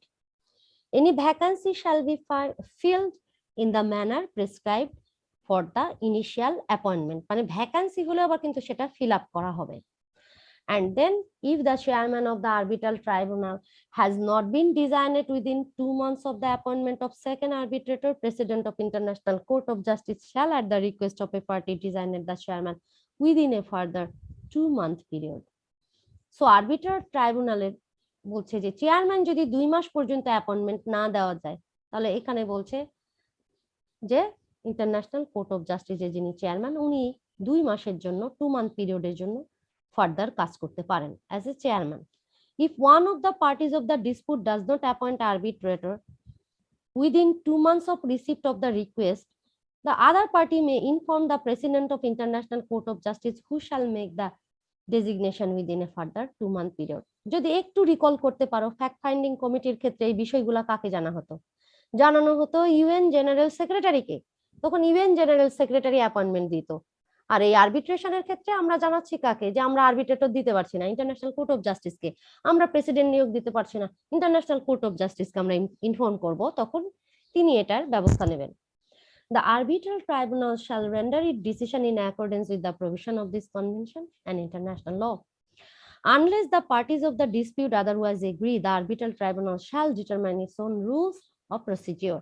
And Article 7, the arbitral tribunal may, at the request of one of the parties, recommend essential interim measures of protection. Article 8, the parties of the dispute shall facilitate the work of the arbitral tribunal and in particular using all means at their disposal and they shall provide it with all relevant documents, information and facilities. বলছে যে ডিসপিউটেবল party তারা কিন্তু আরবিট্রাল ট্রাইব্যুনালের কাজকে facilitate করবে, বিশেষ করে তারা সব ধরনের ডকুমেন্ট, ইনফরমেশন এবং ফ্যাসিলিটিস গুলো প্রোভাইড করবে, and enable it when necessary to call witnesses or experts and receive the evidence, এবং উইটনেস কল করবে, এভিডেন্স রিসিভ করবে, এগুলো করবে। The parties and the arbitrators are under an obligation to protect the confidentiality of any information they receive in confidence during the proceedings of the arbitral tribunal. এবং আরবিট্রাল ট্রাইব্যুনালের যখন কাজ চলবে তখন অবশ্যই সেখানে তারা একটা কি কনফিডেন্স মেনটেন করবে, ঠিক আছে? তারা কিন্তু আরবিট্রাল ট্রাইব্যুনালের প্রসিডিংসটা খুবই কনফিডেন্সিয়াল একটা বিষয় এবং সেটা তারা মেনটেন করবে। Unless the arbitral tribunal determines otherwise, because of particular circumstances of the case, the costs of the tribunal shall be borne by the parties. অর্থাৎ যে সকল পার্টিদের মধ্যে ডিসপিউট তারা খরচ চালাবে, হাজার হাজার লাখ লাখ কোটি কোটি টাকা তাও তোমরা। Article 10, any party that has an interest of a legal nature in the subject matter of the dispute which may be affected by the decision of the case may intervene in the proceedings with the consent of the tribunal. অর্থাৎ ট্রাইব্যুনালের ডিসিশনে যদি ধরো ডিসপিউটেবল party না কিন্তু ডিসিশনে তার স্বার্থে আঘাত লাগবে, সে আবার ট্রাইব্যুনালের অনুমতি সাপেক্ষে ট্রাইব্যুনালে মানে এই আরবিট্রেশন ট্রাইব্যুনালে পার্টিসিপেট করতে পারবে। The tribunal May here and determine counter claims arising directly out of the subject matter of the dispute. Claim, counter claim সব শুনবে, তারা ডিটারমাইন করবে। Decisions both on procedure and the substance of the arbitral tribunal shall be taken by the majority. আরবিট্রাল ট্রাইব্যুনালের যারা arbitrator থাকবে তাদের majority ভোটে decision গ্রহণ করা হবে, হোক সেটা প্রসিডিওর বা substantial matter. Article 13, if one of the parties to the dispute does not appear before the arbitral tribunal or fails to defend its case, other party may request the tribunal to continue the proceedings and to make its award. Fine, x party হয়ে যাচ্ছে নাকি, দেখো আসলোই না, ধরো হাজিরাই দিল না আরবিট্রাল ট্রাইব্যুনালে, তখন অন্য পক্ষ তাকে বলতে পারে যে আপনি একাই শুনানি করেন আমাদের সহ এবং অ্যাওয়ার্ড দিয়ে দেন। Absence of a party or failure of a party to defend its case shall not constitute a bar to the proceedings. Before rendering its final decision, the arbitral tribunal must satisfy itself that the claim is well founded in fact and law. বলছে যে কোনো একজন পক্ষের অনুপস্থিতি কিন্তু আরবিট্রাল ট্রাইব্যুনালের কাজকে বার করবে না, অর্থাৎ কাজ চালায় যেতে পারবে, কোনো বাধা নাই। দেন লাস্ট, ট্রাইব্যুনাল ফাইনাল ডিসিশন 5 মাসের মধ্যে, অর্থাৎ যেদিন ফুললি কনস্টিটিউটেড হয়েছে ট্রাইব্যুনাল সেদিন থেকে 5 মাসের মধ্যে, যদি টাইম লাগে তাহলে আরো 5 মাস বাড়িয়ে নিতে পারে, তবে এর মধ্যেই তারা কাজ শেষ করবে। Final decision of arbitral tribunal shall be conformed to the subject matter of dispute and shall state the regions on which it is based. It shall contain the names of the members who have participated and the date of the final decision. Any member of the tribunal may attach a separate or dissenting opinion to the final decision. The award shall be binding on the parties to the dispute. It shall be without appeal unless the parties to the dispute have agreed in advance to an appellate procedure. Any controversy which may arise between the parties to the dispute as regards the interpretation or manner or implementation of the final decision may be submitted by either party for decision to the arbitral tribunal which rendered it. এখানে আমাদের শেষ হলো convention.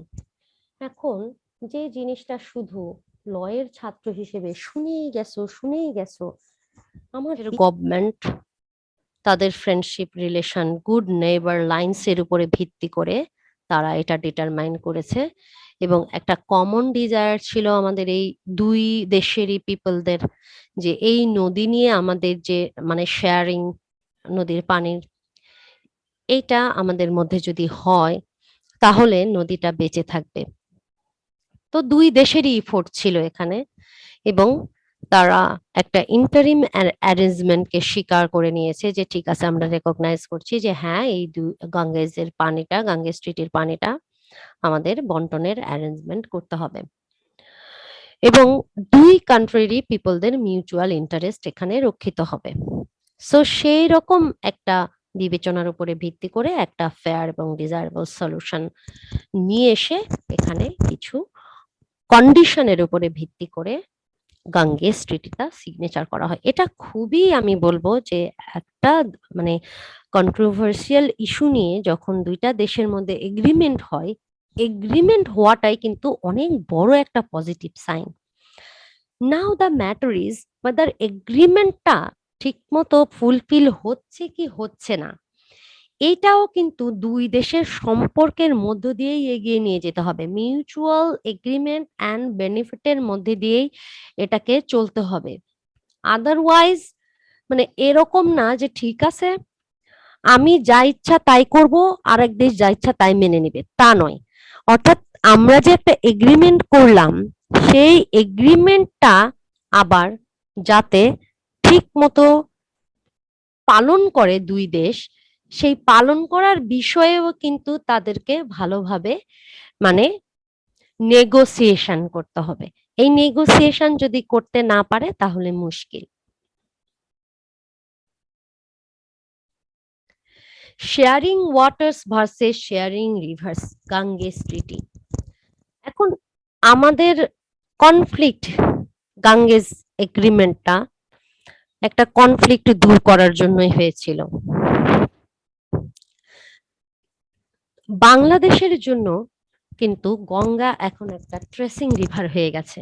যদি দুইটা দিক তোমরা বিবেচনা করো তাহলেই বুঝতে পারবা, বিকজ চেঞ্জিং যে ক্লাইমেটিক কন্ডিশন, এটা আমাদের ফ্লাড যে কন্ডিশনটা রয়েছে আগে যে পরিমাণ বা সিভিয়ার করে দিয়েছে সেটাকে। অর্থাৎ ফ্লাড আগে ছিল হ্যাঁ বন্যা হচ্ছে স্বাভাবিক, আসছে নদীতে হালকা পানি আছে আর একটু ভরে গেছে, আমরা মাছ টাছ মারলাম, একটু আমাদের এই পুকুর টুকুর ডুবে গেছে, এর মধ্যেই সীমাবদ্ধ ছিল। কিন্তু এখনকার মানে যে পরিস্থিতি সেটা কিন্তু অন্যরকম। ফ্লাডে এসেই মাসখানেক আমরা একবারে তলিয়ে থেকে গেলাম, এটাকে আমরা বলবো সিভিয়ারিটি, প্রলংনেস, মানে ডিউরেবিলিটি, কতদিন মানে ডিউরেশনটা কিরকম থাকছে দেখো।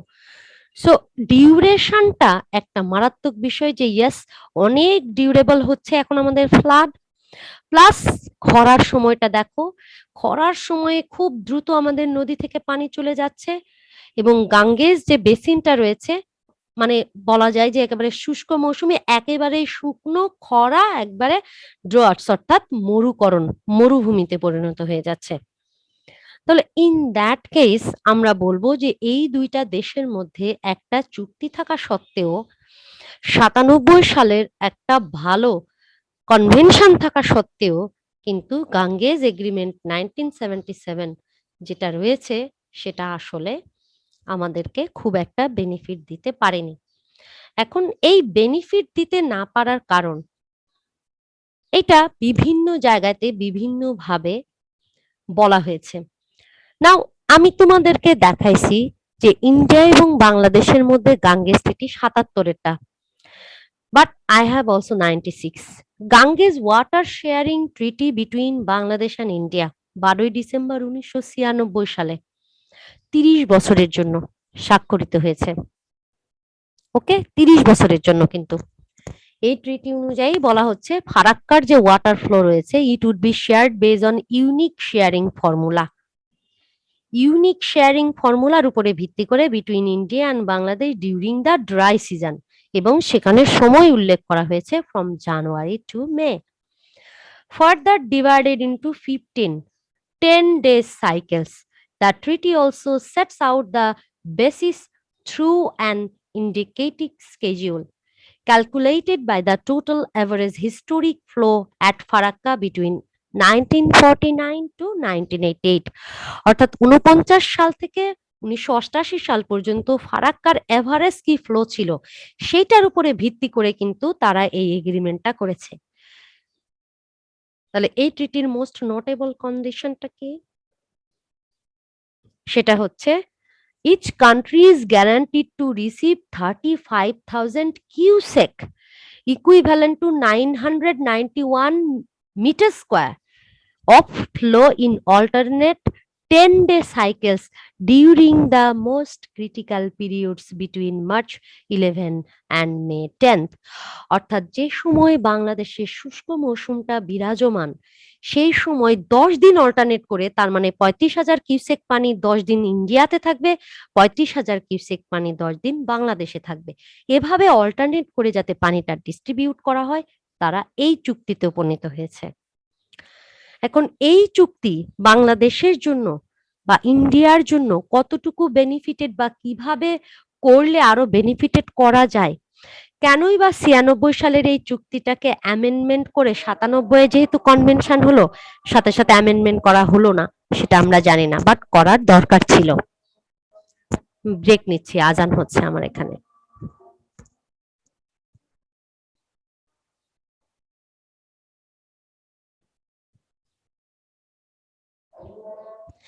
আমার মনে হয় শুনতে পাচ্ছ সবাই। তো আমরা গাঙ্গেজ ওয়াটার ট্রিটি 1996 পড়ছি। 1996 দুই দেশের মধ্যে আসলে একটা গুরুত্বপূর্ণ জিনিস নিয়ে এসেছিল, কিন্তু এই আর্টিকেলের উপরের আলোচনা এটাই বিদ্যমান হয় যে 1996 এর ট্রিটির পূর্বে, অর্থাৎ যে পরিমাণ ওয়াটার আমাদের শেয়ার হতো, পোস্ট ট্রিটি পিরিয়ডে সেই শেয়ারিংটা অনেক কমে যায় এবং কমে গেছে, এখনো কম। এটার অনেক কারণ, কারণ গাঙ্গেজের ফ্লো অনেক কমে গেছে,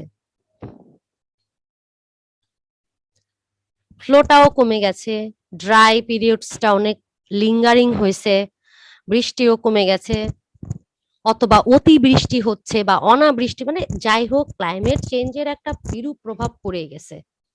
তার উপরও আরো যে বিষয়গুলো খুবই গুরুত্বপূর্ণ, এখান থেকে দেখো, the review indicates that the major barriers for successful implementation of the treaty are, মানে কোনগুলা এই ট্রিটির সাকসেসফুল ইমপ্লিমেন্টেশনের barrier. Number 1, inaccurate projection of future available flows at Farakka. তার মানে দুই কান্ট্রি কিন্তু প্রজেকশন করতে পারেনি যে ফিউচারে ফারাক্কাতে কি পরিমাণ পানি থাকবে এবং আমরা কি পরিমাণ পানি পেতে পারি।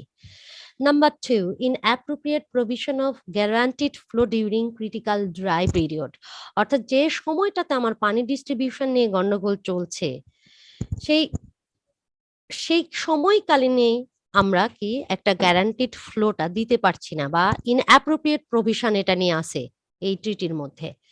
inadequate protection of flows at Hardin's Breeze, lack of guarantee clause for Bangladesh, এইটা অনেক বড়, এই 4 নাম্বার। বাংলাদেশের জন্য কোনো গ্যারান্টিড ক্লোজ নাই। no consideration of environmental and economic drivers, another great flaws, এটা আর একটা দুর্বলতা গাঙ্গেস ট্রিটির। তো আমরা এই দুর্বলতাগুলা কেন পড়ছি? আমরা এই জন্যই পড়ছি যে জাস্ট একটা বছর আগে হয়ে যাওয়া একটা ট্রিটি কেন পরবর্তীতে, অর্থাৎ কনভেনশনটা হওয়ার পরে কনভেনশনের আলোকে সেটাকে সামহাউ অ্যামেন্ড করা হলো না। ন্যাচারালি গাঙ্গেজ ওয়াটার ট্রিটিটা করা হয়েছিল, এর এভারেজ ফ্লো 1949 সাল থেকে 88 সাল পর্যন্ত একটা এভারেজ ফ্লো ধরে করা হয়েছিল। কিন্তু দুঃখের বিষয় এই 96 সালের পরে, অর্থাৎ ট্রিটি করার পরে, মানে ভবিষ্যতে ফ্লোটা কি হতে পারে এটা নিয়ে কোনো প্রজেকশন নেওয়া হয়নি। কারণ দেখো বলছে the reduction in Ganges flows at Farakka was also well demonstrated. তার মানে কি গাঙ্গেজের ওয়াটার ফ্লো আস্তে আস্তে কমে গেছে, রিডিউস করছে। এবং পোস্ট ফারাক্কা অর্থাৎ 75 থেকে 96 flows at Farakka, it became clear that the treaty negotiated indicative values were probably over estimated. অর্থাৎ আগেকার এই সময়ে যে চুক্তিটা ছিল সেখানে কিন্তু ওভার এস্টিমেটেড ধরে কাজটা করা হয়েছিল। When we analyze the flows during individual years during post-treaty period, it showed that there were repeated occurrence of extremely low flows at Farakka in some drier years. মানে repeatedly low এবং বছরের পর বছর। তার মানে যদি এরকম লো হয় তাহলে তো সেখানে তুমি লো পানিই দিবা, পানি আসছে কম, তুমি পানিও তাহলে তো কম দিবা, এরকম একটা বিষয় হয়ে গেছে। Now, inappropriate provision of guaranteed flow during critical dry period, উপরেই একটু আলোচনা করে আসলাম। The establishment of a new sharing formula, আমরা বলেছি যে বাংলাদেশ এবং ইন্ডিয়া একটা ইউনিক শেয়ারিং ফর্মুলা কিন্তু এটা করেছে। দ্যাট ইজ এভারেজ 10 ডে বাংলাদেশে ফ্লোটা থাকবে আর এভারেজ 10 ডে ইন্ডিয়াতে ফ্লোটা থাকবে, irrespective of how much water was available of Farakka, by putting either percentage or numeric amounts with respect to the three different scenarios of water availability at Farakka. মানে ফারাক্কার water availability বা percentage এরকম কোনো কিছুকে বিবেচনায় না নিয়ে আমরা এভারেজ 10 ডেজের একটা সূত্র আবিষ্কার করে বসিয়ে দিয়েছি, একটা ইউনিক আমাদের ডিস্ট্রিবিউশন করে ফেলেছি। সো এটাকে আমরা বলছি inappropriate provision of guaranteed flow during critical dry season. Then inadequate protection of flows as hardened breeze. The proper implementation of the 1996 treaty had been widely criticized due to the fact that share received by Bangladesh verified at the Hardin's Bridge inside Bangladesh was often lower than the flow presumably released at Farakka. The flows at Hardin Bridge should be higher than the flows released to Bangladesh at Farakka, mainly because of the inflow from the tributary Mahananda located between Farakka and Hardin Bridge. The historical comparison of these two flows also supported such comparatively higher flows at Hardin Bridge. So Hardin Bridge এর ক্ষেত্রে আমরা বলছি যে এখানেও আমরা যে ফ্লোটা রয়েছে, নদীর পানির ফ্লো রয়েছে, সেই নদীর পানির ফ্লোটাকে আমরা প্রোটেকশন দিতে পারিনি, সেখানেও আমাদের প্রোটেকশনটা ইনঅ্যাডেকুয়েট হয়ে গেছে, ইনঅ্যাডেকুয়েট, এবং সেটা বিটুইন ইন বাংলাদেশ, কিন্তু বাংলাদেশের ভেতরে আমরা জানি যে বাংলাদেশ হচ্ছে, দেখো, from the river part from down stream of Farakka, অর্থাৎ ফারাক্কার ডাউন স্ট্রিমটাই তো বাংলাদেশে। So despite this restriction of local water withdrawal set in treaty, Bangladesh was frequently deprived of its guaranteed minimum flow during the most critical period of the dry monsoon. এটাই এখন বাংলাদেশের main problem, যে dry মনসুনে যেখানে তোমরা আমাকে পানি দিবা এত কিউবিক সেক, সেখানে তোমরা আমাকে দিচ্ছই না, পানি নাই, শুকনো, তাহলে আমি আমার কৃষকরা কিভাবে বাঁচবে? সবচাইতে বড় সমস্যা এটা, lack of guarantee clause for Bangladesh. The 1996 treaty did not have a direct guarantee clause similar to 1977 agreement, which ensured Bangladesh received a minimum of 80% of scheduled flow during extremely low flow events at Farakka. However, the treaty indirectly through Article X and XI ensured that Bangladesh could obtain at least 90% of share stipulated in the treaty in case there were no mutual agreements on sharing arrangement during the review process. Thus, it is inferred that the treaty recognized the necessity of guaranteed flow for Bangladesh to safeguard its fair share in the event of substantial reduction of flows at Farakka. ট্রিটির মধ্যে যদিও বলা হচ্ছে যে হ্যাঁ বাংলাদেশে flow থাকবে 90%, কিন্তু সেটাকে গ্যারান্টিড করবার জন্য যে ক্লোজ দরকার সেই ক্লোজটা ট্রিটির মধ্যে অ্যাবসেন্ট ছিল। তাহলে যদি সবচাইতে বড় গ্যারান্টিড ক্লোজই অ্যাবসেন্ট থাকে তাহলে তুমি কিভাবে ফারাক্কার পানি বন্টন করবা? সম্ভব না। No consideration of environmental and economic drivers, সবচাইতে বড় কথা, ফারাক্কার পানি বন্টন চুক্তি 1996 কোনো এনভায়রনমেন্টাল বা ইকোনমিক ড্রাইভার্সকে কনসেন্ট্রেট করেনি। বলছে apart from the weaknesses identified above, the water sharing formula of the treaty also includes a fixed allocation mechanisms, that is only volumetric allocation of the river flow. Many transboundary water sharing treaties adopted such an allocation mechanisms by limiting withdrawal rates of maintaining a minimum flow among treaty signing countries. উদাহরণস্বরূপ, the Mahakali Treaty, signed in 1996 between India and Nepal, allowed Nepal to withdraw 28.35 meter cube square of water from the Sarada barrage in the wet season and 4.25 meters cubic sec of water in the dry season, while India should maintain a minimum flow of 9.91 meter cubic sec downstream of the barrage to maintain and preserve the river ecosystem. দেখো এখানে কিন্তু India downstream state Mahakali treaty. তো যেহেতু এটা তোমাদের natural resources ল কোর্সে আমি 3টা ট্রিটি পড়াই, Mahakali treaty, Ganges treaty and Mekong treaty. কিন্তু as a environmental law course আমরা শুধু গাঙ্গেস ট্রিটিটাই ফোকাস করব, ঠিক আছে? তো এইখানে বলা হচ্ছে দেখো যে মহাখালী ট্রিটিতে ইন্ডিয়া নেপালের মধ্যে একটা ট্রিটি, নেপালকে ইন্ডিয়া অ্যালাউ করেছে যে ড্রাই সিজনে তুমি 28.35 মিটার কিউবিক সেক ওয়াটার তুমি সারদা ব্যারেজ থেকে ওয়েট সিজনে তুমি উইথড্র করে নিবা, মানে তুমি নিয়ে নিবা, আর 4.25 নিবা তুমি water in dry season. Wet সিজনে একটা, ড্রাই সিজনে একটা, আর ইন্ডিয়া মেনটেন করবে মিনিমাম ফ্লো 9.91। এটা কিন্তু তারা বলেছে। The 1987 bilateral agreement between Turkey and Syria over the allocation of waters in Ethiopia's river obliged Turkey to release a minimum flow of 500 meter cubes sec of Ethiopia's water to Syria. দেখো তারাও কিন্তু একটা minimum flow রেখেছে।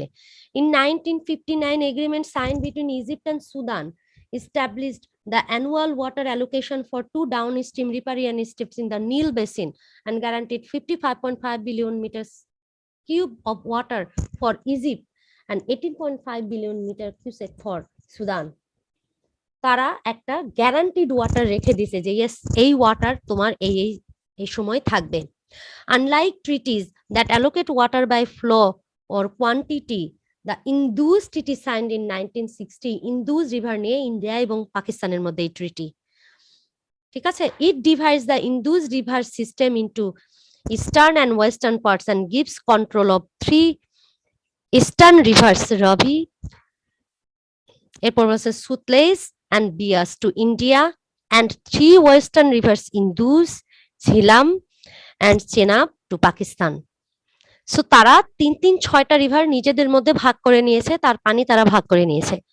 However, the distribution of waters on the basis of historical rights of ভলিমেট্রিক, অর্থাৎ একটা নির্ধারিত ভলামি হতে হবে, সেই ভলাম নাই। Allocation typically limits flexibility of water allocation regimes and presents multi-faced challenge. Therefore, the above agreements still do not reflect meaningful cooperation between co-riparian states, which suggest the necessity of reforming the agreements. So, agreements গুলা reform করার একটা suggestion এখানে বলছে। It is worth noting that, এবার গাঙ্গেজ নিয়ে আসো, all this treaties including the Ganges treaty do not consider environmental, that is water quality, flood mitigation, navigation or economic drivers, that is water charges, payment of ecosystem service, efficient subsidiaries, কোনো কিছু consider করেনি। The Convention on the Protection of Rhine indicates that efforts must be made to further improve the water quality of the Rhine River. এদিকে একটা convention রাইন river নিয়ে তারা বলছে যে water quality maintain করতে হবে, অথচ আমাদের গাঙ্গেস ট্রিটিতে ওয়াটার কোয়ালিটি নিয়ে কোনো রকম কোনো কথা বলা নাই, এনভায়রনমেন্টাল পলিউশন দূষণ কিছু নাই, নাথিং। সো এই বিষয়গুলা দেখো, অথচ আমরা আমাদের কনভেনশনে পেলাম এনভায়রনমেন্টের প্রিজার্ভেশন নিয়ে কত সুন্দর একটা বিধান। Therefore, এই আর্টিকেল থেকে সাজেস্ট করছে, দেখো, we suggest that the revision of Ganges Treaty beyond 2060 should adopt a holistic approach by addressing other water issues apart from the provision of water quality. সুতরাং যখন আমরা 2026 সাল থেকে আরো বিয়ন্ড 30 বছর হয়ে যাবে 2026-এ, ফারাক্কা নিয়ে আবার কোনো ট্রিটি করব, গাঙ্গেজ নিয়ে আবার কোনো ট্রিটি করব। So please address water issues including water quality, okay, এবং ভলিউমেট্রিক ডিস্ট্রিবিউশন অফ ওয়াটার, কত ভলিউম ওয়াটার তুমি পাবা, কত ভলিউম ওয়াটার তুমি পাবা, এটা কি বিদ্যমান থাকবে এটা বলবে, এটা বলবা না 10 দিন তোমার থাকবে 10 দিন আমার থাকবে। Considering water as a distinct economic good, there are many alternative economic instruments is comprise well designated regulations like water pricing, pollution charge, অর্থাৎ তুমি পলিউশন করলে তোমাকে আমি চার্জ করব, water abstraction fees, incentive subsidies like that, এগুলাকেও include করার কথা বলা হচ্ছে যেগুলো নাই। তাহলে আমরা বলবো যে গাঙ্গেস ট্রিটি 1996, ইয়েস, আমরা বলবো যে নাইন মামার চাইতে কানা মামা থাকা ভালো, something is better than nothing, so the Ganges treaty is the something for Bangladesh, because Ganges treaty কিন্তু এটা পারফর্ম করতে পেরেছিল যে ওয়াটার ডিস্ট্রিবিউট করতে হবে দুই দেশের মধ্যে, এতটুকু পারফর্ম করতে পেরেছিল। এর পরের বিষয় আলাদা, যে ট্রিটি ব্যর্থ হয়েছে, ট্রিটি করার পর থেকে যে পরিমাণ ফ্লো ওয়াটার আমাদের থাকার কথা আমরা পাইনি, Ganges treaty should be amended according to 96 convention, সেটাও করা হয়নি। ফেয়ার অ্যান্ড ইকুইটেবল ইউজ যদি আমরা রাখতাম তাহলে আমরা সেই অনুযায়ী চলতাম, আমরা চলতে পারিনি। বাট 1920 অর্থাৎ 2026 সালের পর ওয়ার্ড যখন আমরা আপকামিং বা ফোর্থকামিং আবারও যদি গাঙ্গেস ট্রিটি করি, then we should reconsider the treaty. কোন কি রিকনসিডার করা উচিত? The provision of the even Watercourse Convention 1997. So that's all from my part. If you have any question, you can ask me and I can answer now or in later. Thank you all. Meet you soon, inshallah. Allah Hafiz.